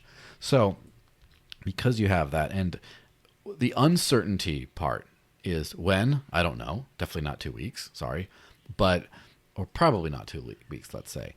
But I'm talking with a lot of companies that have swap APIs, and I'm just to be super transparent on everything I'm looking for. I just want to, you have to be able to support the Lightning Network because Jack Dorsey loves that stuff for some reason. And so all the Square point of sale in the US at least could enable that. And there are some Lightning merchants there as well as Steak and Shake. So I'd love to be able to do Dash to that instantly.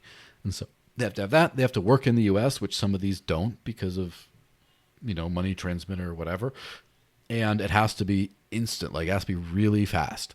And I kind of feel like for one of these transactions, because it's not meant to be every transaction, obviously. Hopefully you're just spending Dash and you're not having to spend other things. But I would like to get the entire transaction to 10 seconds or under, where 10 seconds does end up being like a longer time, but I think it's still workable, where it's like, all right, time to pay. If you're just ready, send one.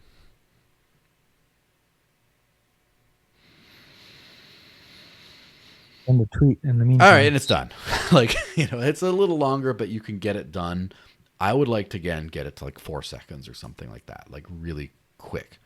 And the point is, and I'm sure, Brian has told me that I've told him this is super important. So he says it's kind of on deck for the next big feature to add to Dash Pay as soon as we get this plugged in. And so I'm talking to a few different companies about how to make this work. And as soon as that's in, it's in, and we'll just get the UX polished and smooth. And then you don't have to worry about which countries might support, on and off ramping of this. You don't have to worry about like, oh, someone has Cash App. They can just Lightning you some Dash. They can just send from their Cash App. Like so your normie fiat friend. Well, I just have Cash App. Well, send a Bitcoin Lightning. Here we go. Bzz, now it's Dash in here. Or the other way around. Hey, I want to pay my friend back. You have Cash App? Lightning, zap, you got it. And this opens up so many things, and because of Dash's instant functionality and actual adoption, it's workable. So I'm super excited about that. Another element of that, though, is I would love this to be on DEX rails anywhere I can, which historically is challenging because DEX tend to have some extra infrastructure and stuff like that. Let me go bring this up in the meantime, but here we go. There's an advantage to complaining sometimes, and I'm sorry, Quantum, but that's what I do it. I have to sometimes. I squeak enough and I get it. Here it is this is on the Maya protocol. There's a pull request on the Maya protocol GitLab of add instant send to Dash. So right now, when doing my protocol swaps, it takes 2.5 minutes or whatever, a block before the Dash part of the transaction is recognized. And then it does a few seconds of a swap thingy, and then the outbound transaction happens. Where I don't know if it's the next Maya version is in days time, but as far as when, definitely in the next several weeks or month or something, you will have instant send support. Hopefully, again, now I'm making promises on behalf of other dev teams, right? But hopefully you get instant send on the Maya side. So hopefully you could use a DEX rail to do, say, Dash to Bitcoin have the Bitcoin outgoing in a few seconds. And that'll be really cool because now it's not, swap provider, not in Europe or whatever. Then you don't have to deal with any of that stuff. It's just a DEX rail. And also, I'm working on trying to get Dash into 2 additional DEX networks. And so, yeah, and once we get a good API provider right into this function, right in the Dash Pay, now it's anything to Dash, Dash to anything, and it moves smoothly enough you don't have to actually worry about it. And for me, that's a killer feature. It's for the end user, it is as big as some of these things that require actual coding and innovation, like encrypted metadata, usernames, contact lists, tokens, all this stuff. It's as huge or in some cases bigger than these things, but the only thing it needs is instant send, which Dash has had forever and which we've been working on for a long time. So for me, once I get this feature, it was that South Park meme? When we get the feature, I'd be so happy. I'd be so happy once we get this feature. You haven't even had a drink of water, Joel. You've been on fire. Yeah, well, finished my coffee earlier. Yeah, I still got it. Hey, so I got a question for like normie people like me that use Dash to spend on coffee and stuff. Like I use, for example, there's this app called the Crypto app, which I use solely to view my different cryptocurrency wallets. So that's all I use it for. So come again on that one? I use an app called the Crypto app to track Yes. my different coins, so I could check out my portfolio, which is probably what a lot of people do. But I haven't figured out a way to track, because every time you send a Dash transaction, right, it gives you a new address, Mm-hmm. and you can't, update like a portfolio app every time you make a transaction to let you monitor your portfolio. So my question is there a way to do that? Portfolio tracking for Dash. Let me. You need to use your extended public key. That's the only way I know of being able to track like the entire chain of addresses for your Dash account is using the extended public key. So you need to find a platform that supports Dash Xpub. Let me and find it for that you. Should solve your consumer. So there is just such an app. There's an app called iYield, iYield.com, crypto financial planning, and it helps you track all your different stuff, all your DeFi stuff, including they have Masternode support as well for your Masternode earnings and everything. And the guy who runs it, he was interviewed on this channel before. He was like an OG, like 2015, 16 era Masternode holder. So like definitely an OG Dash guy. So I have not used iYield and I cannot endorse or recommend, but I did have him on my channel. He did chat. He did make a very good case for why it's a cool service. So try it out. That should hopefully help you track the yield, etc.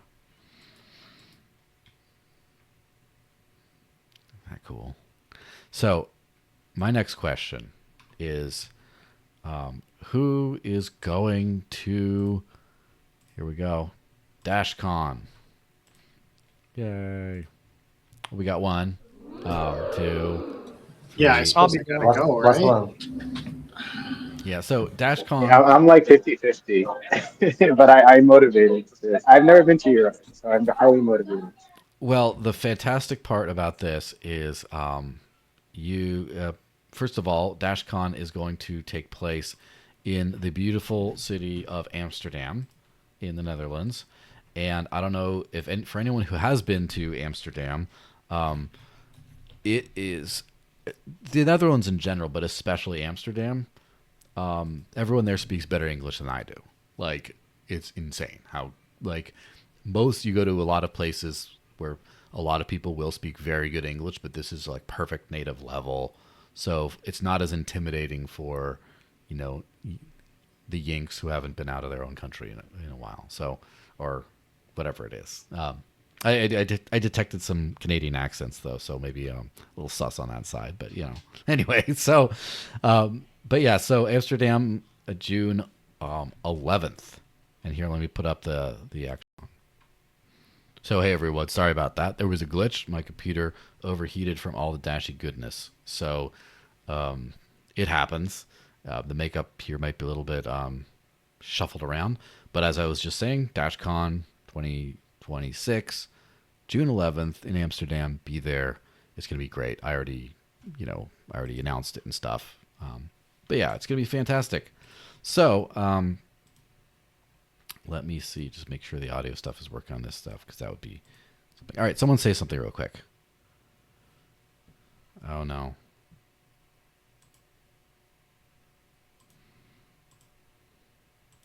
of the country. But if the price of Dash goes up high enough, maybe I'll go. Yeah. Well, we'll find a way to get you there. I'm sure. It's gonna be a good time. We just need to find something that he loves. Let's Poker. see. I think poker. So we could Ladies. threaten to destroy poker. Yeah. It's gonna be a fun time.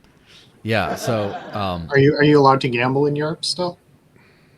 I don't know, but I mean, I don't know if it's in. I know that like Polymarket, for example. I don't know if you call that gambling. I know that was Yeah, in, for sure. in Europe, but I mean there is Amsterdam. Lest we forget about the Netherlands and stuff. Does have legalized cannabis as well as prostitution for people who are into those things. So, I don't know. Is that enough to get? Nothing that I care about. Yeah, but- one time. Let's go. Oh no! This is literally how I got the Quantum STDs only one time. to agree to come out. But anyway, all jokes aside, it's going to be a great time, and it's bookended with Common Sense by Crypto Canal. And so it's my favorite conference of the year. Only one person, only you, Age of Doge, were there last year, or this year, I should say, for the next day or so. It was pretty good. And Yeah, so, it was nice. So we're gonna do a day of a DashCon before that, and then the conference. And I have to say, even though I'm of an advanced age right now, I don't usually stay out very late partying. Usually before midnight, I'm in. Every year in Amsterdam, I do make it out till like 4 or 5 a.m. So this is going to be another one, purely on legal substances and stuff. But anyway, other than so why don't we just wrap this thing up? And what are some things you are either looking forward to that are happening, or that you really would like to see in 2026? Start thinking of like the wish list. Well, actually, how about this? Resolutions. We always do resolutions, right? What are you going to resolve to do in 2026? And let's see, who wants to start? Who's ready for this one? I'm ready for this one. I wanna Go for start. it. Yeah. So in 2026, I would like to see a new websites, mobile supporting both Dash platform and Dash Core, more integrations, maybe something on Dex and stuff. I would like to see a token marketplace so we could trade our tokens. Uh, and I will definitely think about doing some token so we could trade all that. Yeah. So, yeah, I would like to see just a fresher look of Dash, more integrations, more possibilities, more features for users. So that's would be my dream 2025, 2026. Perfect. Who wants to go next? What are your resolutions? I gotta start calling on people now. QE, you Yeah, go for it. I know Sam's going last this time. I hope. Is he? Okay. Let's go with pasta then. I'll call out Mr. Noodles over here. Any resolutions or things you really want to see in this coming year? Yeah. I mean, definitely getting the extended addresses support into the masternode list wrapped up is kind of the biggest priority right now. For the most part, Core is less about new features now. There's less that strictly needs to be done there. Working with the CT guys to hopefully get that integrated would be super cool. But those are kind of the two main things that we're kind of looking forward moving towards at the moment. Nice. That's cool. Let's see who we got next. Let's do Age of Doge, just so I can finish my bottom row here and keep track of who I actually talked to. I don't do resolutions. I don't even know what I'm doing tomorrow. Well, hopefully you know what Well, you I do was tomorrow. thinking That's a different too. story. Like, what is this thing planning? What? Plans. This is Quantum's least favorite time of the whole thing, because now I have things that I'm going to yell at him for not delivering 2 weeks from now. Yeah. Well, and luckily I'm not a developer, so nobody could be like, "Oh, you didn't get it done." No, I'm looking at I'm looking forward to promoting some of these new features as they come out and showing them to people and that sort of thing. I think that'll be quite fun. The one thing I want to see that hasn't already been mentioned is I really think we need to find a way to work like a one button drop your Dash Spend gift cards into Google Wallet. Like there's an API for that. Like that'd be really cool. But I can't do it. I'm not a developer. So. Yeah, that's a great. Well, the thing is, like, I used to think that I had a good position, because I'm like, I'm not a developer. I don't have to build it. Get mad at someone else. But now people complain about me for not pumping the price. Yeah. They're like, well, why is the price like this? Can you do something? I'm like, I have the price wand. I just get to go. Yeah, but people will complain no matter what. So Yes, you should have seen the first half of this show at least. There was some like Turkish dude crashing out in the live chat because he got into debt to buy Dash or something, and like 2 weeks ago, and it's not where he wants it to be today, and it's just he's losing it. Price is the best thing to be responsible for, because you have no control at all. Like, yeah, but good luck if you're writing an app and the app works, you'd be like, hey, well, it works. What do you want? But you can do everything right, and the price can crash. yeah. The best is people who were saying, "Oh yeah, there was insider, like people can say anything." It's online, always right? Binance manipulating it every time. Binance as if manipulation Binance or cares like that. what the price of Dash is. And like when I was reading that at some point, right? I was on a river with barely any internet, rowing down the river, and like I'm like, wow, the price has gone up. I'm happy about it, but yeah, it's not just like, yeah, I didn't do anything. Yeah, you're like Dash Moses, where you keep your hands up with a kayak paddle, and then the price goes up. But if they fall, then it starts crashing. No, put it back up.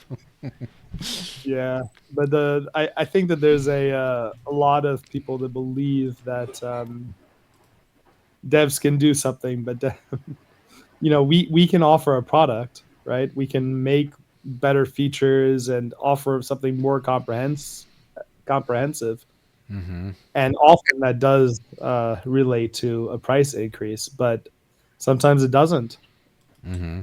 It's a long term. It's a long term thing. We have to. Exactly. It's a gradual onboarding of users to take advantage of those features. These short term price swings. It's a couple of people decided they were going to buy into Dash. Like, you can't. That's hard to predict, and it's hard to predict who's going to follow them or react to the price or who's paying attention. And we're small enough. It doesn't take that much. Yeah. One or two people can move the market. Don't say that, man. Now they're gonna say it's like on me. It's funny. Like it affects everyone, because I'm just now looking. Decred is having their year in review space, and already one of the comments is 2x it, bro. Then I sell. It's like, okay, well, them too, I guess. So many. I have noticed also with like the Dash community has been very happy with the price action in the last quarter for the most part, or just fine with it. I don't happy or fine. The new there's a crop of new trader people who popped in and were like the worst, the absolute worst, just complaining about everything, especially on Telegram, but some on Discord. Oh, what is it? This is, it's terrible. They need to do this and all this kind of stuff. And they're like, bro, how am I going to feed my family, bro? And all this stuff. And I'm like, they were saying this when Dash was like $80 some. I'm like, when did you buy? was like yesterday, man. I don't know how I'm gonna like. You bought something and based on a 1 to 2 day like price change, you're like now despondent. Like what is up? And thankfully, those people seem to not be like around anymore. I don't really hear from them. Maybe they'll be back like locusts when the next price movement happens. But most of the older heads in the space have been very calm. So over time, things will get better. Just I'm Yeah. happy. I'm happy with the way things are going as long as we can pay for all the cool integration stuff. That's all I really care about. As long as we can keep all the mobile team devs employed. Well, if we just keep Yeah, and showing it's hard. these features to people, we have a great feature set. If you Mm-hmm. show them to people, people are going to use it, and that'll drive adoption and the price. But also, some of them are going to invest. You know, Mm-hmm. we've definitely acquired a few masternode operators from just showing them these features. Dash spin. Um, it's not a huge number yet, but if we, if next month, especially, we start promoting. Dash spend and on iOS and everything too. That's gonna, you know, we're gonna get more of them, and it doesn't. If we keep doing that month after month, it'll add up pretty quick. Only so many master nodes can be bought. So Yeah, all these kinds of ratcheting effects. Um, Dasha, what do you think? What are things you're looking forward to next year? Uh, so I'm thinking about local activities because I live in Asia, in Thailand, and for example, it is almost 2 a.m. here, Oh so no. people will not join this session because of time. And also, I was on some conferences here in Asia. Some people from Asia, they don't speak English, and they speak Chinese, they speak Japanese, they speak Thai. So we need more local communities and more local contributors who will translate everything to these people. We want to have more local activities in Russian-speaking community with Pshenmik, because it's huge actually in Dash. And they also need some explanations in simple words, because we have a lot of features and a lot of principles and concepts in Dash that need to be explained in the local language, so people will understand them. Yes, so I'm looking to run maybe a little ambassador program to attract these local contributors to Dash. And also, I also will be happy to help with hackathons, because I know that new builders also spread the word about the infrastructure that they use. So it's really important for us to attract new people who will use not only the Dash as payment solution, but also as infrastructure in their services. And that's how Dash will grow in the next year, I think. Very cool. Yeah, um, I definitely would like to see a lot of expansions and more, communities around the world. And I think that, there's been a lot of like North America, Europe, and then some parts in Latin America for Dash, and I would like to see it just like everywhere. And yeah, it's definitely something that could be really cool, and especially more places for Quantum and the rest to spend their crypto. That'd be fun. Speaking of and all that stuff, one time, what are you looking forward to? What's going on? Well, just continuing to spread adoption and spread the word. And I believe that cryptocurrency is like the better form of money for the world. And I want people to realize that. And I don't know how much I can do myself, but I try to say stuff on Twitter. And I also think that the Evolution platform is actually well decentralized Web3, and I think it's worthy of a lot more attention and development. And I just want people to know about it, and I want Dash to go to 5,000 one time. One time. Oh, geez. Yeah, and stay there, not just go there one time, but keep it there. Shomari, what are some of the cool things you're looking forward to? I'm looking forward to a lot. I want to, I guess, piggyback on what Dasha talking about with the local communities, that's where I think I'm leaning hardest is in not just adoption for the payments, but in terms of building things that are useful to each and every one of us. That's where I think we're going to get like the most unique value.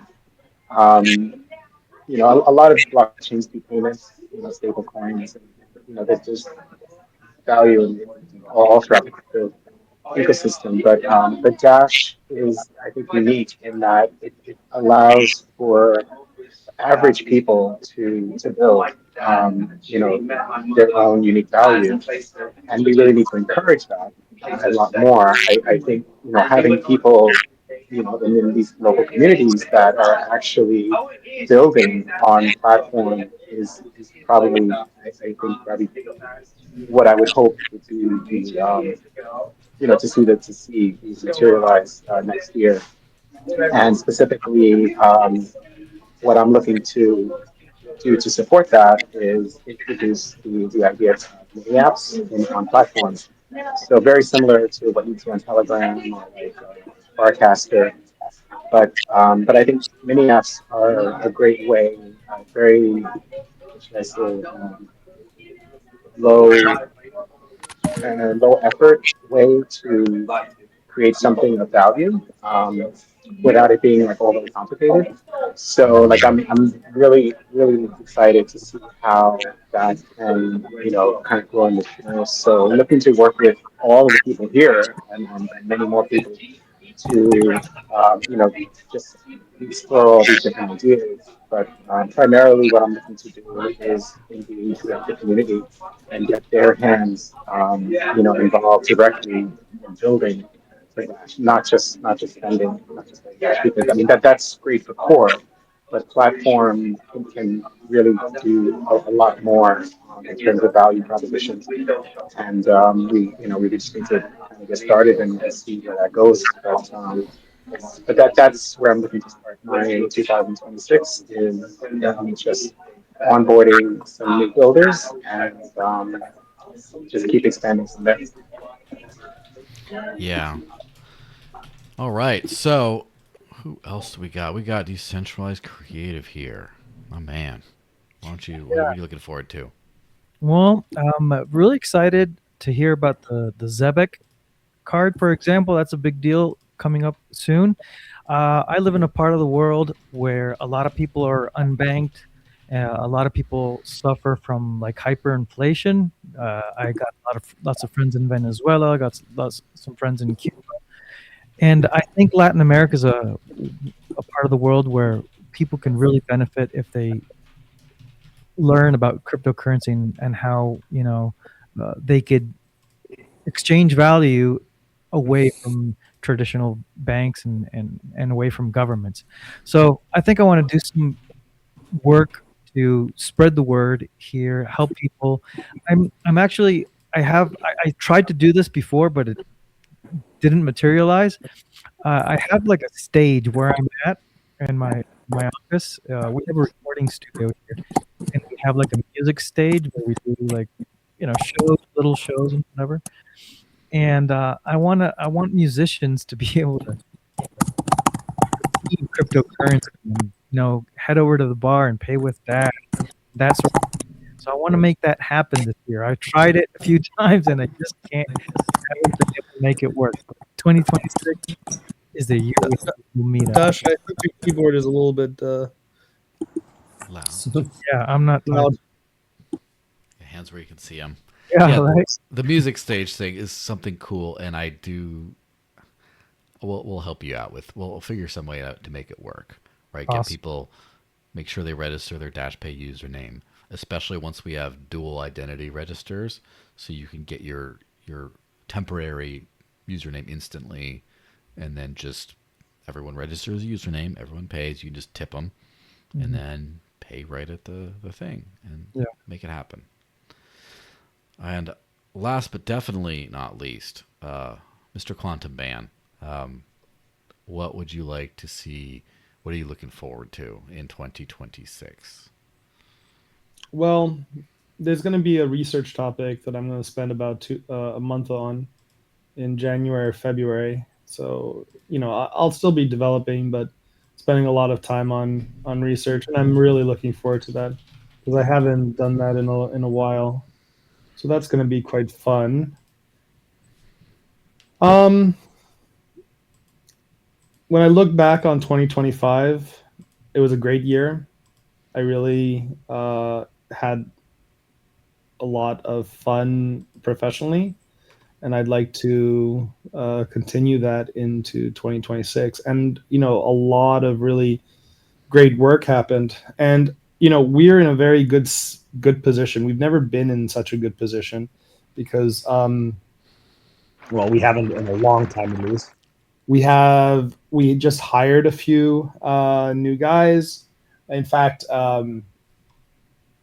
you shared this article recently about how Dash development was the highest of all privacy points, and I'm sure that's true. Actually, we probably have more code written than any other privacy chain right now. Because we just, we have quite a few people, and they're also very highly productive.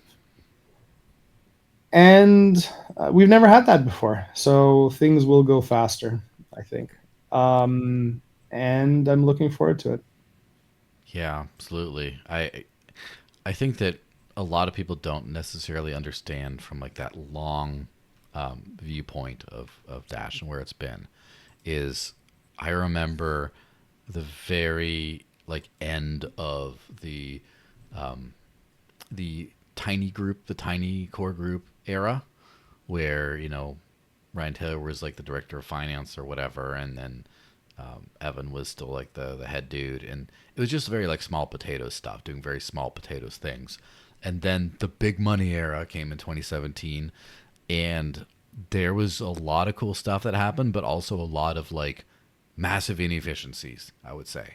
And Oh, I would say fluff, yes. yeah, and I would say now we're getting to the point where it's like we're at that lean stage of the small potatoes era, Well, but with a bigger scale. Now more things are getting done. So I we've think, been lean for a while now. Like we've been mhm. lean for at least 2 years because we had to be when the price of Dash was lower than it is today. But with the current Dash price plus a reserve that we built up, we're in a very good financial position. Yeah, I can't wait to have like Dash Pay, Android, iOS with all the other cool features and bells and whistles. Will just be like, and then just as soon as we start to be able to put that on other apps, and like Edge has all the things going on, and then Unstoppable, and How just like many a- After that happens? How many weeks will it be until the next when? we'll never get tired of winning, right? Please, no more winning, and he'll say, "No, we have to keep going." The winning will never stop. So what I am most looking forward to, I would say probably is this Dash to Anything feature.